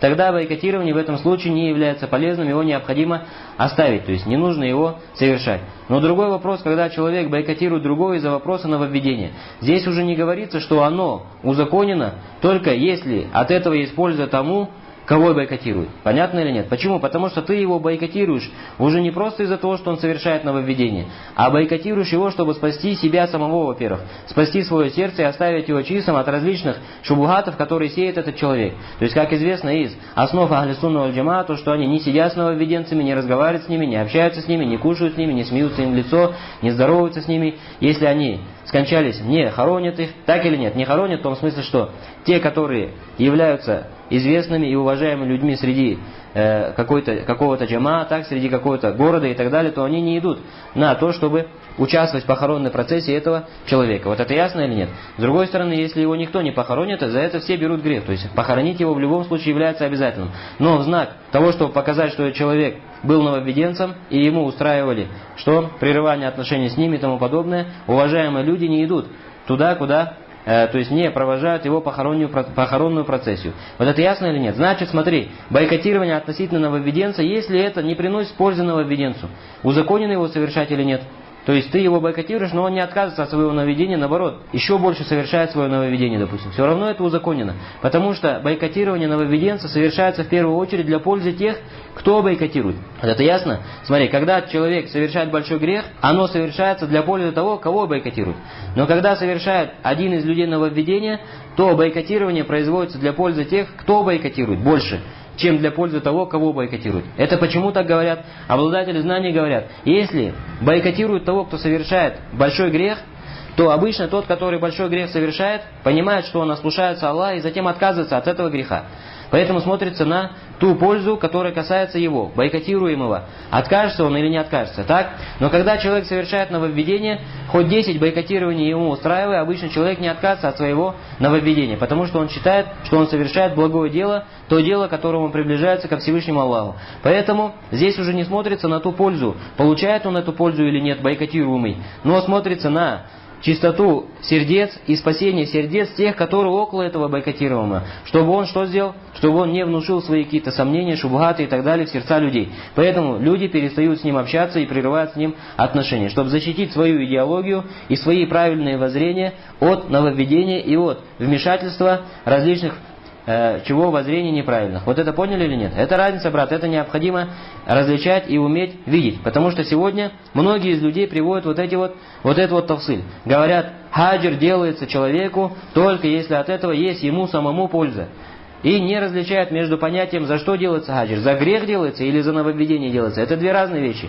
Тот, который грех делает, если ты его не оставишь, то ты не боишься за свое сердце, что он ведет какие-то шубухаты и так далее. Потому что все знают, что он совершает дурное, он ослушается Всевышнего Аллаха. Так или нет? Берет, допустим, проценты, или совершает зина, или обладает какими-то неправильными, дурными, нравственными качествами и так далее. Все люди понимают, что это дурное. И шубухат от этого зайти к тебе в сердце не зайдет. Так? Не может зайти. Но когда человек совершает нововведение, своими сомнениями и нововведением он может сбить с пути других людей. Поэтому для того, чтобы защитить общество от него, люди от него изолируются. Понятно или нет? Изолируют его из своего общества и не общаются с ним. Даже если ему от этого пользы нет. Он не откажется от своего нововведения. Главное, чтобы польза была тем, которые бойкотируют. Вот этот вопрос ясен или нет? Этот вопрос и этот тафсиль, подробность, является очень важной. Говорит, и сегодня многие, в том числе из нововведенцев, также используют вот эти вот общие фразы. Общие фразы используют. То, что бойкотирование делается только в том случае, если от этого есть польза тому, кого бойкотируют.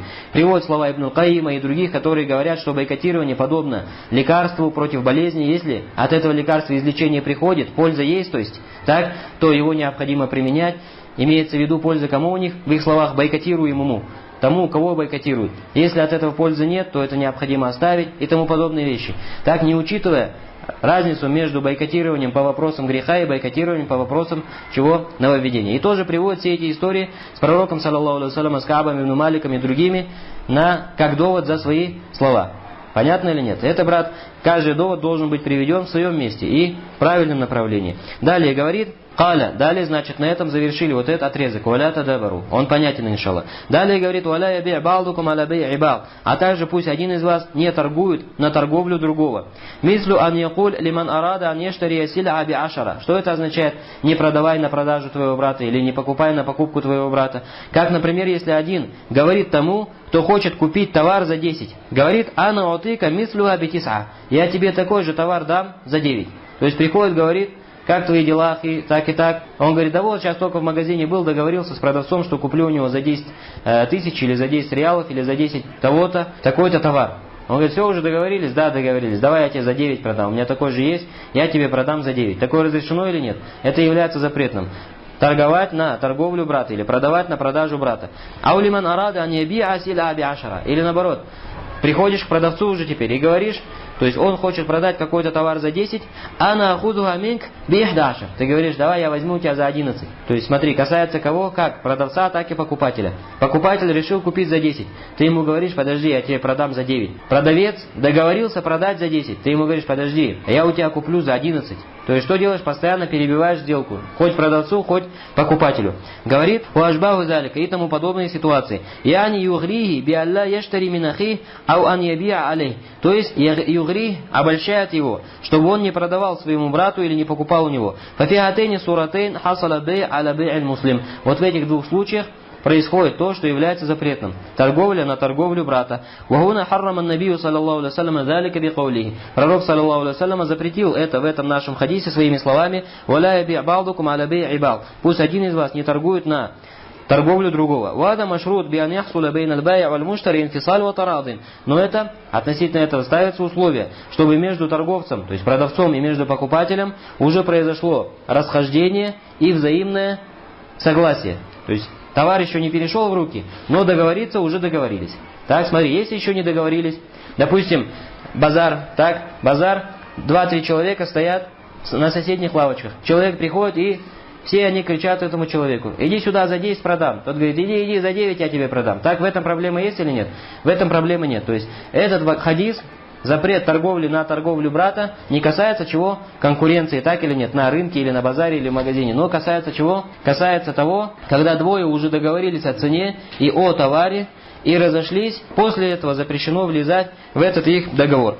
Говорит мисалю, например, «Аняти раджулюн иля сахиби дуккан ва якуль». Когда один из людей приходит к продавцу, сахиб дуккан, это кто такой? То есть продавец в магазине. И говорит ему: «Уриду анаштари яминка ади силь абиказа». Я хочу купить у тебя этот товар по такой-то цене.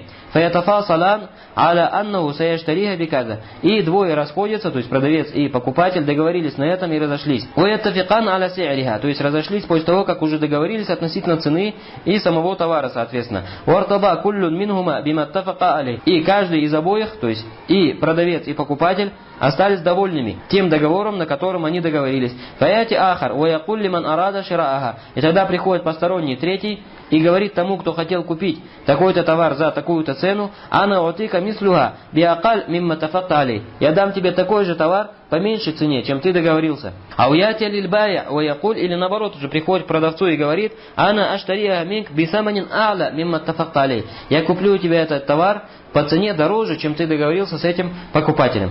Говорит: ауашбаху далика и тому подобное. Фаидакана гунака рида мин сахиба силя. Поэтому если продавец уже добились люди его довольства, что он отдаст этот товар по такой-то цене, «Ваман арада ширааха», а также довольство есть с той стороны, которая хочет купить, «Ватафасала аля итмам аль-бэй», и они разошлись на том, что они завершат эту торговлю на этом договоре, «Фаинну яхруму гуна ан ядхула ахадун, фаятадаххала фи адаль бэй, ида тафасала ватарадая». Здесь говорит уже, что кому-либо запрещено влезать в эту сделку, вмешиваться в нее, после того, как они уже разошлись и остались довольны тем договором, который заключили. «Яни анна мукаддимат aqd аль-бэй' таммат бил-иттифак аля саман валь азм аля шира». То есть мукаддимат aqd аль-бэй'. Что такое мукаддимат aqd аль-бэй'? То есть такие явления, которые предшествуют заключению самой сделки. Уже состоялись, говорит. То есть люди уже договорились на цену валь азм аля шира. И произошло твердое желание купить то, о чем идет речь.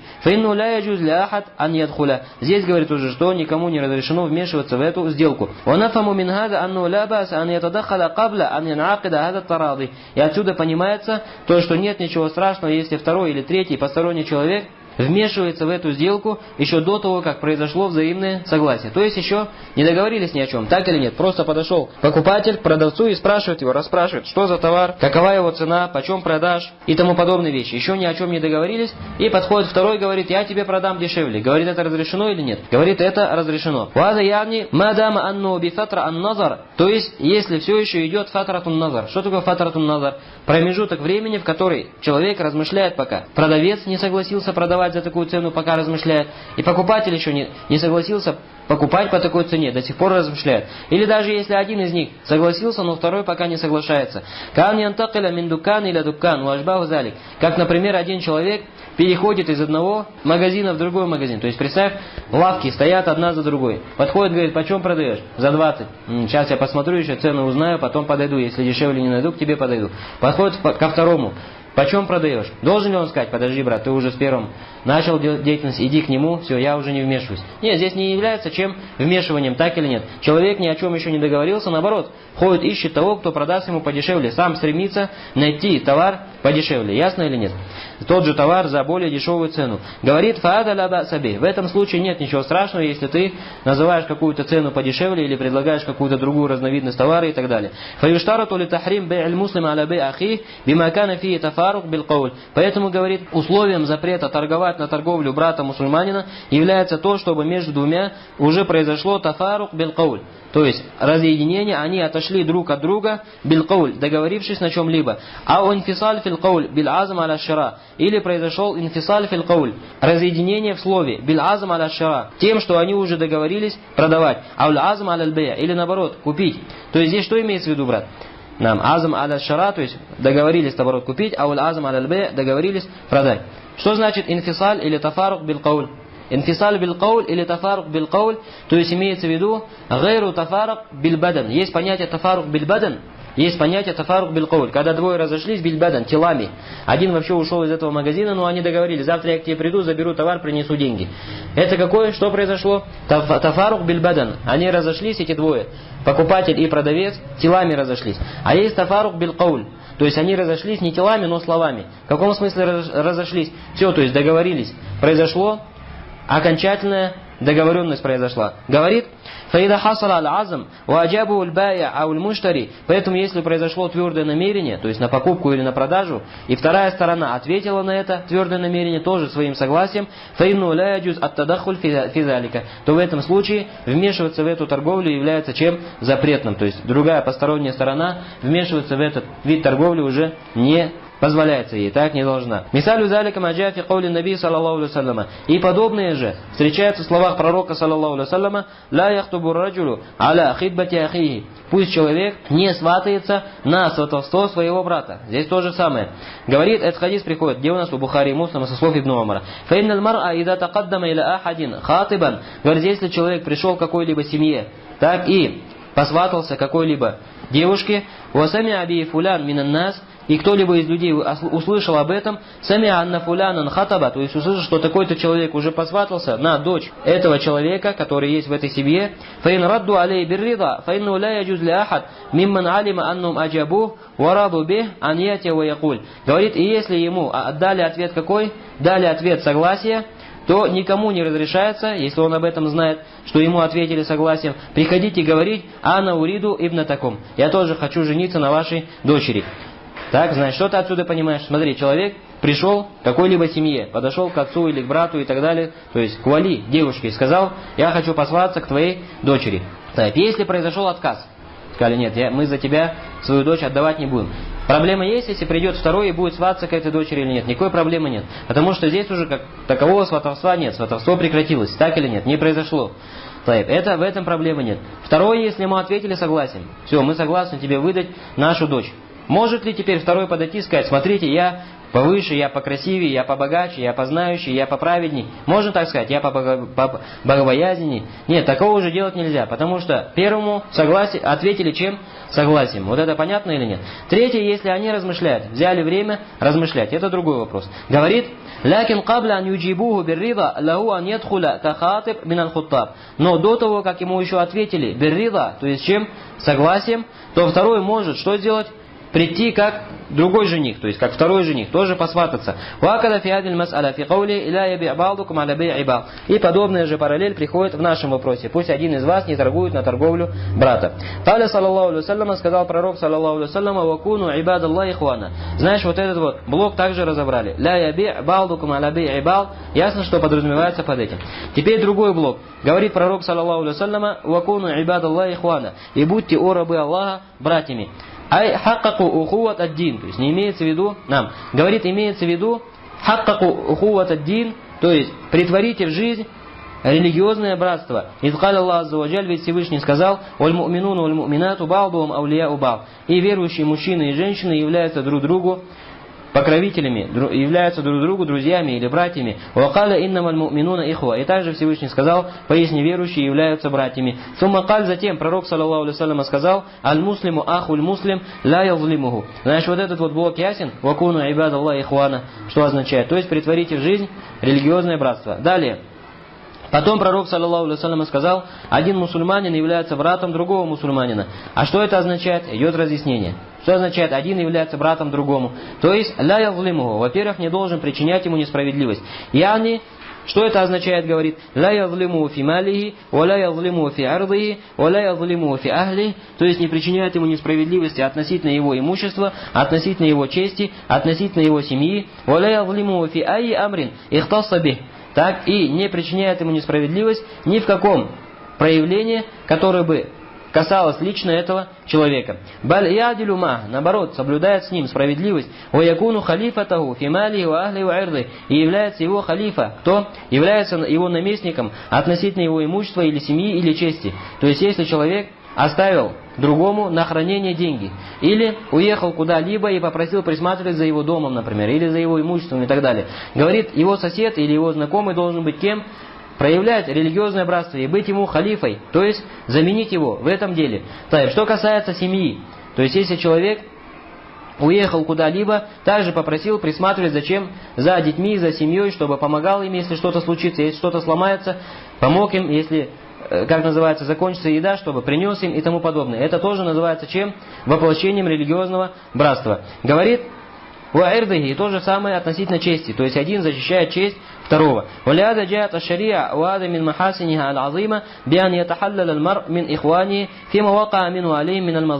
Говорит, пришло по этому шариате, и это является одним из великих благ этого шариата, то, что он узаконил, что значит ятахаллаль-мар? То есть как бы попросил прощения человек у своего брата за те несправедливости, которые он ему причинял.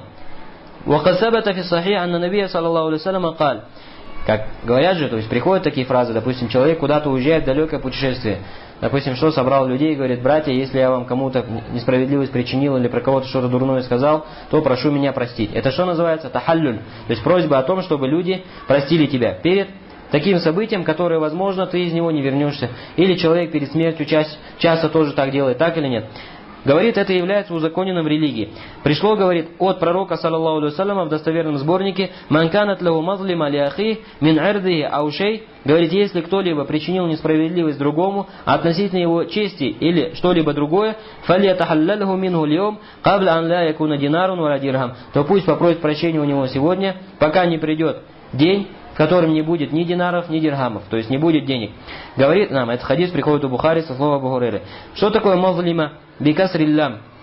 Слово мазлима приходит с касри под лям. Яни ман игтаба ихванаху, а вака фи арадихим. То есть, если кто-то про другого делал гибу, или задел его честь, а уятада аля балдихим, или перешел границу относительно кого-либо из людей, фа али ан ярудда газиль мазалим, он должен вернуть эти несправедливо забранные вещи, или несправедливости, которые он совершил, должен попросить за них прощения. Говорит, фа инкана фи раддиха машакка алей, фа юассат ахадан иля ахрихи. Но если, говорит, в этом возвращении есть какая-то проблема, то пусть устроит посредника, то есть попросит другого кого-либо, чтобы он попросил за тебя прощения. То есть это также является узаконенным. Аль-Масуд анну яджиб ан ярудд аль-мазалим. Цель говорит то, что твоя обязанность это вернуть людям те вещи, которые ты у них забрал, или попросить прощения за те несправедливости, которые ты совершил. Уафил гиба тавсиль лиль уляма. Но что касается гиба, что значит гиба? То есть ты делал за кого-то гиба. Или про кого-то гиба. То есть, стоит ли или нужно ли идти к этому человеку и говорить: я про тебя так-то, так-то говорил, извиняюсь, прошу у тебя прощения или нет. В этом вопросе, говорит, есть более подробное разъяснение у ученых. Мин анну изадакара лиман ихтабу анну кад ихтаба.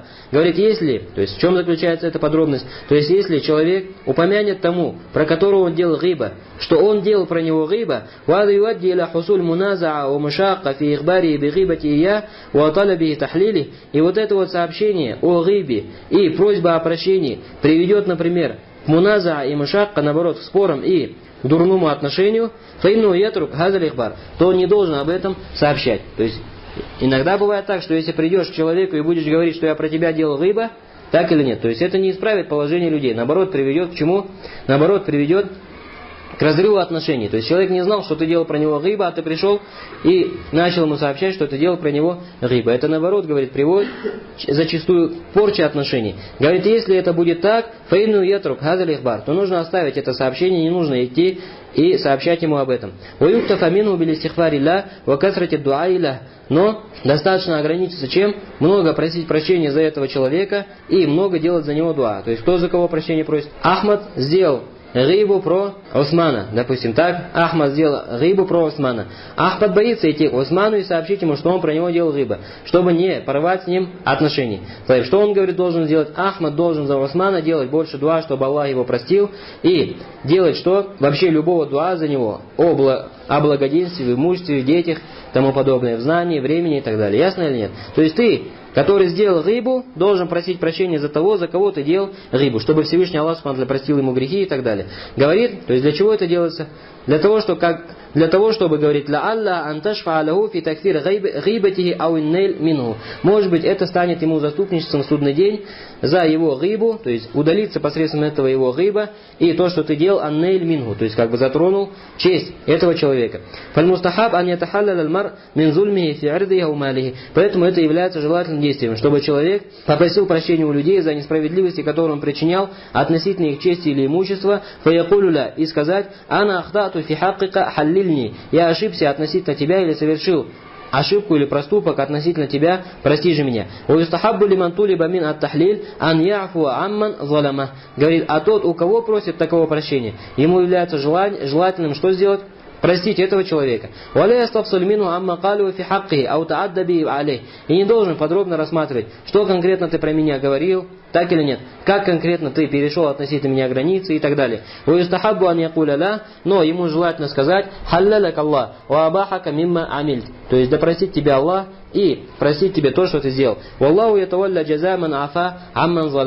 уже Всевышний Аллах Субхану ва Тааля отдаст награду тому, кто простил того, кто причинял ему несправедливость. Вот этот вопрос ясен или нет? Значит, коротко, является, говорит, в шариате узаконенным, если человек причинил какую-либо несправедливость другому, попросить за это прощения. Если забрал имущество, отдать это имущество. Так, если причинил несправедливость относительно чести, попросить прощения. Так, что касается гибы, привели более подробный тафсиль, так или нет? Если это приведет к разрыву отношений, тогда необходимо оставить это, но просить прощения за этого человека и делать за него дуа. Пока ты не посчитаешь, что, иншаллах, твоя гиба является какой? Аннулированной или прощенной тебе Всевышним Аллахом Субхану ва Тааля. А что касается того, у кого попросили прощения, он должен как себя вести? Говорит, ему желательно простить. То есть, если человек пришел, попросил прощения за несправедливость, ему желательно простить этого человека, и не нужно говорить, нет, я тебя не прощу и тому подобные вещи. Так, теперь, говорит, другой вопрос. Известно, что если один причинил несправедливость другому, то этот другой в судный день за счет этого сможет забрать благие дела у этого первого, или отдать ему свои дурные дела, так или нет? То есть получит от этого какую-то пользу в судный день. Так говорит, а если он его простит, то никакой пользы ему от этого не останется, так или нет? Все, он уже простил, не сможет отдать ему дурных дел, и не сможет забрать у него хороших дел. Поэтому автор книги говорит, в этом случае, то есть тот, который простил, не должен переживать. Но Всевышний Аллах Субхану ва Тааля берет на себя обязанность вознаградить этого человека за то, что он простил. Говорит, «Фади мин сифат аль-му'минин». Это является чем? Атрибутами или признаками верующих людей. «Амма ман мата мин ахли таухид, фаюстахаббу ан юкаль фи хаккихи, Аллахума халлильхи». То же самое. Если человек, кто-то из единобожников скончался, то если он делал кому-то что-то дурное, то является желательным тебе также сказать, «О Аллах, прости его». То есть даже если он не попросил у тебя прощения, не успел, допустим, так и так далее, то желательно сказать, «О Аллах, прости его». «Лааллу янджу бизалика ва юхифу алей аль-хисаб». Анам, ва юхаффу алейха аль-хисаб. Может быть, Всевышний Аллах Субхану ва Тааля спасет его посредством этого и ослабит его спрос, то есть спрос с него. «Валь-му'минуна юхиббу ба'духум ба'да». И верующие люди должны любить друг друга. «Ва ин кана аль-му'мин кад юхти ва яси ва язлим». Даже если один верующий может совершить что-то из проступков, или ослушаться, или причинить несправедливость. «Лякин кальбуль му'мин ма ихвани». Но сердце верующего все равно должно болеть за его братьев. «Фала юхиббу ан тукассира алейхим аз-зунуб». И человек не должен что делать? Любить для своих братьев того, чтобы у них было много грехов. «Вахьянан якуну зульм азиман». Говорит, но иногда бывает так, что причиненная несправедливость является великой. «Ураддуль кауль ассейи бимисли джаис». И в этом случае, говорит, что сделать? Ответить на дурное дурным является разрешенным. «Лякин валейсаль авдаль». Но это не наилучшее. То есть, если тебе причинили несправедливость, шариат узаконивает тебе ответить тем же или нет? Позволяет тебе ответить тем же или нет? Позволяет. Но, говорит, это не является наилучшим. Лучше что сделать? Простить. Кама каля азза ва джаль, как сказал Всевышний, «Ля юхиббуллаху аль-джахра биссу мин аль-каули илля ман зулим». Всевышний Аллах не любит того, чтобы люди, то есть, высказывали о своих правах громко или ругались громко, кроме как если это делает тот, кому причинили несправедливость. Говорит, «Я не ман залама, фа инна Аллах абаха, ан юджхара лау биссей мин аль-кауль мин джихатиль джаза». То есть, если кто-то или кому-то причинили несправедливость, то Всевышний Аллах Субхану ва Тааля разрешает ему что сделать? Ответить на это и высказать свои слова, свои высказывания в адрес того, кто причинил ему несправедливость. «Лякин лейса гуль авдаль», но это не является наилучшим. «Иннаман авдаль ан яфу ар-раджуль амман залама». Но лучше, если человек простит того, кто причинил ему несправедливость. «Вакад сабата ани наби саллаллаху алейхи ва саллям аннаху каль». И пришло достоверно от пророка саллаллаху алейхи ва саллям, что он сказал: «Ва ма задаллаху абдан би афуин илля изза». Всевышний Аллах Субхану ва Тааля тому, кто простит кого-либо второго, не добавляет ничего, кроме могущества, не добавляет ничего, кроме величия. Этот хадис приходит у имама Муслима со слова Абу Гурейры. Поэтому тот, который прощает, пусть не думает, что этим самым он что? Становится меньше в глазах Аллаха. Нет, наоборот, он возвеличивается в глазах кого? Аллаха и в глазах людей. Говорит, юзгируллаху лаху манаран лянну тахалласа мин хаззи нафсихи. Всевышний Аллах Субхану ва Тааля как бы выявляет этого человека, освещает этого человека, то есть он становится великим среди людей. Почему? Потому что он отказался от своих прав и сделал то, что является желательным для него. Это ясно или нет? «Каля ва ля яхзулю». Вот эта фраза, иншаллах, понятна. Значит, что «Аль-муслиму ахуль муслим ля язлиму», не причиняет ему несправедливость. Что касается с этим вопросом, понятно или нет? Понятно. Далее, следующий блок говорит «Ва ля яхзулюху», и не оставляет его без помощи. «Аль-хизлян таркуль и'ана ван нусра». Что такое хизлян? Это когда человек оставляет помощь другого человека, то есть не помогает его, оставляет его без помощи. Говорит «Валь-муслим вали аль-муслим». Но мусульманин должен быть покровителем другого мусульманина. «Яни анналь-муслим мухиб лиль-муслим». муслим наср ла, то есть один мусульманин помогает другому и оказывает ему помощь. Вахизлану лаху юнафи акд аль-муаля аллази байнахума. Но если один оставляет без помощи второго, то это противоречит тому договору о взаимопомощи, который есть между мусульманами. Говорит валихада таваммана акд аль-муаля фи каули субхану ва тааля, поэтому говорит заключение договора о братстве и взаимной помощи между мусульманами содержится в словах Всевышнего «Валь-му'минуну валь-му'минату ба'дум авлияу ба'д». Верующие мужчины и женщины одни друзья другим. Так, или одни покровители другим, одни помощники другим. Анна хазляль муслим лиль муслим ля яджуз. Из этого берется то, что оставлять без помощи одному мусульманину другого мусульманина запрещено. Идакана фи мaqdaратихи ан ю'инаху ва янсураху валяу биддуа. Если он способен был помочь ему и оказать ему поддержку хотя бы мольбой. Понятно или нет? То есть, смотри, иногда бывает так, что ты не можешь помочь твоему брату. Почему? Потому что твоя помощь не приведет в действительности к оказанию помощи, но приведет только к тому, что уже вам двоим надо будет помощь оказывать. В этом случае человек, если оставит помощь второму, то не берет за это грех. Но, говорит, должен помочь хотя бы мольбой, биддуа, хотя бы делать за него дуа Всевышнему Аллаху субхану ва тааля. Каля валя якзибуху, то есть валя якзулюху, разобрались? Дальше, валя якзибуху, яни ла якулю лаху анта казиб. Слово валя якзибуху, то есть можно перевести как, и пусть не лжет ему, и можно перевести, что пусть не обвиняет его во лжи. То есть говорит, пусть не говорит ему, ты лжец. Вакулляма ахбару бихабар каля аза казиб, анта казиб. То есть каждый раз, когда он о чем-то сообщает, без причин говорит ему, ты лжешь, ты не прав, ты обманываешь. Ляннал асла филь муслим анну ла ягзиб. Это потому, что основа в мусульманине то, что он не лжет. Значит, если нет никаких оснований на то, что обвинять мусульманина во лжи, человек не должен обвинять его во лжи. Вот это ясно или нет? Говорит, вакацаля Абу Дарда ан-Набия саллаллаху алейхи вассаляма. Пришло в хадисе то, что однажды Абу Дарда задал вопрос пророку саллаллаху алейхи вассаляма, факали, сказал, я Расул Аллах, аль ясрикуль му'мин, о посланник Аллаха, может ли верующий воровать? Не имеется в виду, разрешено это или нет. Имеется в виду, возможно такое вообще, что верующий ворует или нет. Каля кад якуну залика. Пророк, саллаллаху алейхи вассалям, сказал, да, такое возможно. Каля фааль язниль му'мин. Сказал, а может ли верующий совершить прелюбодеяние? Каля ваинкариха Абу Дарда. Сказал, баля ваинкариха Абу Дарда. Сказал, да, может, даже если это не нравится Абу Дарде. Каля халь ягзибуль му'мин. Сказал, а может ли верующий врать или обманывать? Каля иннама яфтариль казиба ман ла ю'мин. Пророк, саллаллаху алейхи вассалям, сказал, совершает ложь только тот, который не является верующим. Лянналь кадиб, то есть это не означает, что если человек где-то обманул или солгал, что он сразу стал кафиром неверующим. Здесь в этом хадисе не приходит такфир, но приходит указание на то, что обман и постоянное описание лживостью не является чем? Атрибутами, свойством верующего человека. Лянналь кадиба хасла тастахкиму мин сахибиха. Почему? Потому что лживость, это говорит такое свойство, которое тастахкиму мин сахибиха, то есть которое полностью охватывает человека, полностью проникает в него. Вот астамир мааху, и продолжается вместе, и идет вместе с ним. Фаякуну мааху хасла мин хисал ан-нифак. А это уже приведет к чему? То, что человек постоянно описывается атрибутом из атрибутов лицемеров. Уамма маякау мин зина ашахва, ва мин сарика ашахва, но то, что может произойти от человека из прелюбодеяния, из-за страсти или из-за воровства, или воровство из-за страсти к имуществу, у ажбаху залика и тому подобное, фаинна аридун яриду ва язуль, то это лишь что-либо внезапное, оно приходит и уходит. То есть, понятно или нет? В чем разница между тем, который совершает прелюбодеяние или воровство, и между тем, который лжет? Говорит, тот, который совершает прелюбодеяние, может совершить его однажды из-за той страсти, которая охватила его, или своровать из-за нужды к этому, допустим, или что-либо подобное. То есть это свойство, которое не является постоянным свойством человека, но приходит и потом уходит. А говорит, лживость ястахкиму, то есть как бы углубляется в человека, охватывает его всего и становится его постоянным делом, постоянно врет, постоянно обманывает. Говорит так, что человек, если один раз откроет этому дорогу, далее уже что не может освободиться от этого признака. И получится, что он постоянно описывается признаком кого? Признаком лицемеров. И соответственно, это является противоречием его описанию тем, что он является верующим. Говорит далее. Говорит, и когда человек совершает прелюбодеяние или воровство, то в это время от него поднимается иман и находится над ним подобно зулля, то есть подобно тени или подобно зонтику.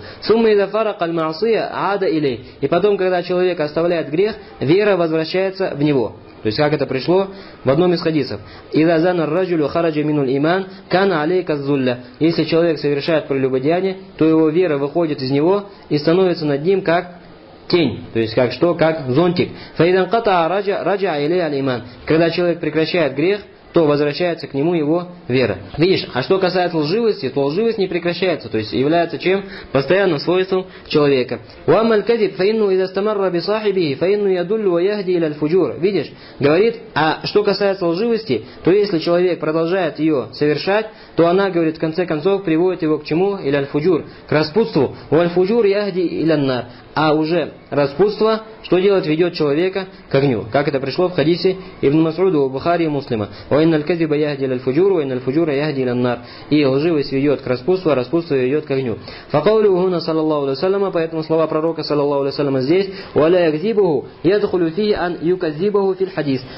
под словами «и не лжет ему» или «не называет его лжецом», сюда, говорит, подпадает также то, что он называет его лжецом в его словах. Ясно или нет? Значит, нельзя лгать верующему человеку, и то же самое нельзя обвинять его во лжи без явных на то причин. Третье паль, следующее, уаля яхтиругу. Следующий блок в этом хадисе, уаля яхтиругу, то есть не принижает своего брата и не презирает его. Яни ла яхтатируль муслиму ахахуль муслим. То есть один мусульманин не должен презирать другого мусульманина. Не должен. Что значит презирать? Считать его каким-то презренным, незначительным, маленьким. Говорит биан яти фи хатири анна хаза вадия. То есть человек не должен в своих мыслях думать, что такой-то мусульманин является кем? Вадия. Является низким человеком. То есть презренным человеком. То есть иногда бывает так или нет. То, что человек видит в окружении каких-то людей, которые, допустим, являются инвалидами, или являются кем? Являются неграмотными, невежественными людьми, или являются людьми из дурного рода, так или нет, или из низкого рода и тому подобное. То есть человек не должен допускать себе мысль о том, что этот человек хуже тебя, или то, что ты выше него. То есть один Аллах знает, субхану ва тааля, кто выше перед ним в глазах Всевышнего Аллаха, так или нет. И самый почетный из вас, самый богобоязненный. Говорит, уаннахада акаль кадран мин. То есть один не должен думать про другого, что он ниже по уровню, чем ты. Уаннахада марзуль. И что этот является марзуль тоже как презренный или слабый. Говорит, имма ли ажли насаб. То есть, а это может произойти либо из-за рода человека, аули ажли санаа, или из-за его профессии, аули ажли балад, или из-за страны, из которой он приехал, аули ажли ма'на миналь ма'ани, или по каким-либо другим факторам. Ясно или нет? То есть, если человек какой-то низкой профессии, или низкого телосложения, то есть низкого телосложения имеется в виду дурное телосложение, или некрасив, или невежественный, или с какой-то страны не такой, так или нет, и тому подобное. То есть бывает так, что какая-то страна, у людей принято, что там живут люди, допустим, что низкого рода, так или нет. Это не является разрешенным между двумя мусульманами считать одного ниже другого. Говорит, аулияж лиману миналь маани, баль аль-ислам хуа аллади рафа аль-муслим. Но ислам, говорит, поднимает любого человека, поднимает мусульманина. Ваджа'аляху мукарраман махсусан мин бейнил халаик. И делает его почтимым, то есть почетным, тем, который выделен среди всех остальных людей, то есть среди многобожников, среди неверующих и тому подобное. Поэтому мы говорим, что мусульманин у Всевышнего Аллаха является кем? Почетным. Азиз, то есть величественным. И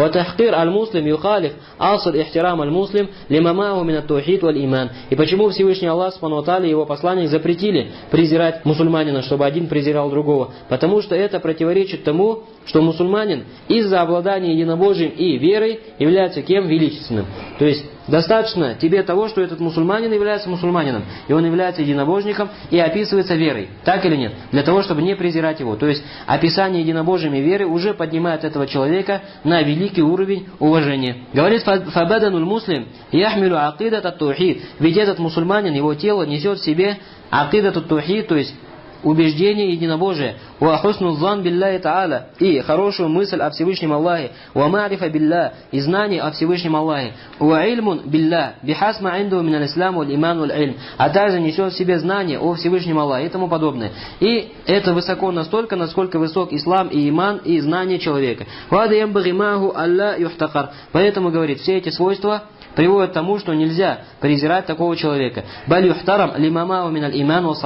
человека необходимо уважать по причине того, что он обладает верой и обладает праведностью. Вот это ясно или нет? То есть даже если человек не описывается какими-то высокими качествами в его телосложении, или в его красоте, или в его профессии, или о чем-либо подобном, но уже достаточно того, что он является человеком, единобожником, несущим в себе идеологию единобожия и ислама, и является кем? Человеком, который описывается праведностью.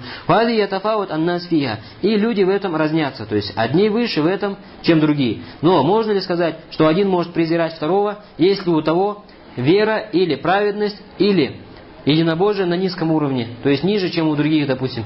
Даже самый низкий уровень веры и даже самый низкий уровень праведности, так или нет, уже придает этому человеку великое, величественное положение перед Всевышним Аллахом Субхану ва Тааля. Так что уже ты его не можешь презирать, даже если он ниже всех остальных в этих свойствах. Поэтому говорит, чем больше вера и праведность, и ислам, и единобожие, и подчинение Всевышнему Аллаху, и следование сунни выше в человеке мусульманине, кана ауля биан юкрама ва юаз, то он является более заслуживающим того, чтобы его почитали и возвеличивали. Ван юбтаада ан ихтикарихи, и того, чтобы удалялись от его презирания. Ва юкабилу аль-мушрик, и противоположно человеку мусульманину кто? Многобожник. Фаинну махма кана мин зауиль мал ау зауиль джа, какой бы великий он не был в имуществе или в почете, ау зауиль рифа, и как бы он не был величественным в этой дуне среди людей, фаинна джасадаху фи рух хабиса хамалят аширк билля аззаваджаль. Но мы его презираем. Почему мы его презираем? Потому что его тело несет в себе дурной рух, то есть презренный рух, презренный дух, который несет в себе многобожие относительно Всевышнего Аллаха, валистихза билля, издевается над Всевышним Аллахом, ва масаббат Аллах, и ругает Всевышнего Аллаха и порочит его, валь мухиб лилля якрах, ва яхтакр хада аллазима валистихза билля. А тот, который любит Всевышнего Аллаха и является верующим человеком,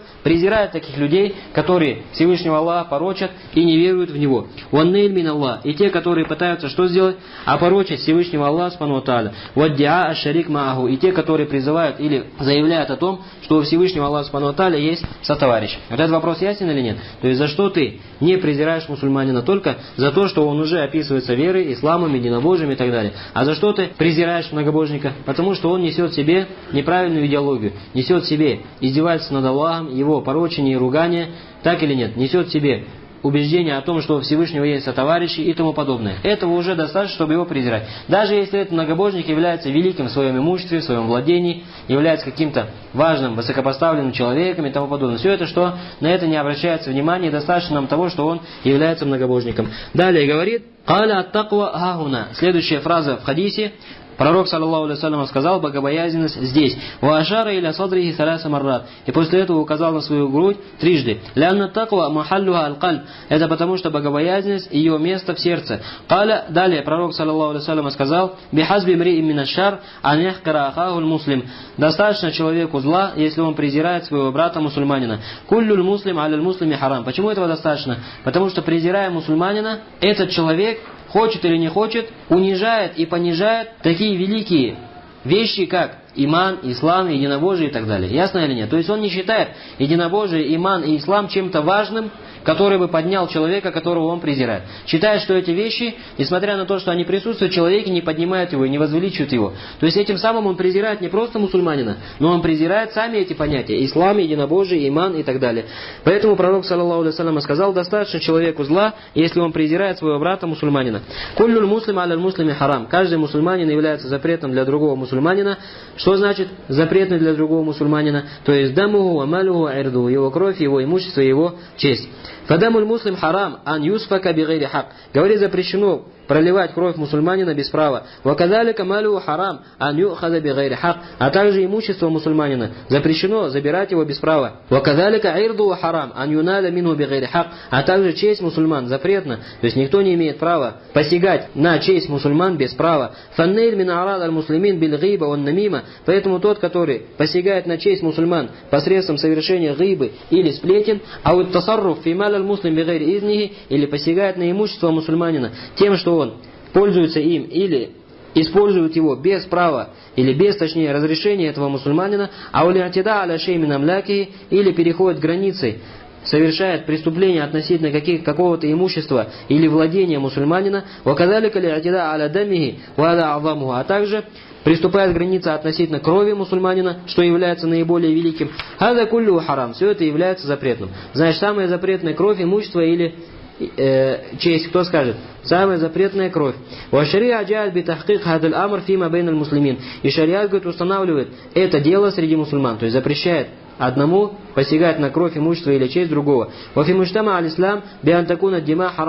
есть шариат устремляется к тому, чтобы установить эти законы твердым образом в обществе мусульман, чтобы кровь считалась запретной, валя амваль хараман, и имущество друг друга считалось запретным, валя арад хараман, и чтобы честь друг друга считалась запретной. Ваказабата фи сахих мин хадисе Аби Бакрата, и пришло в достоверном сборнике, то есть у имама Бухари и Муслима, со слова Абу Бакрата, анна набия саллаллаху алейхи вассалям каль, фи худбати йом арафа, то, что пророк саллаллаху алейхи вассалям в своей худбе в день Арафата сказал: «Инна димаакум ва амвалакум ва арадакум бейнакум харам». Поясни, ваша кровь и ваше имущество и ваша честь являются запретными друг для друга. Кахурмати йомикум хаза, так же как является запретным этот ваш день, то есть 9 число месяца Зуль-Хиджа, так или нет, один из запретных дней. Фишарикум хаза, в этом запретном месяце вашем, то есть что за месяц? Зуль-Хиджа является одним из запретных месяцев. Фибаладикум хаза, в этом вашем запретном городе. Что за запретный город? То есть запретная территория Мекки. Вот этот хадис ясен или нет? Какие-то сложности относительно у него есть? Какие-то непонимания? Ничего, иншаллах, непонятного нет. Поэтому со следующего урока, би'изниллях, приступим к разъяснению хадиса 36-го. Субханакаллахумма бихамдик, ашхаду ан ла иляха илля анта, астагфируллаха ва атубу илейх.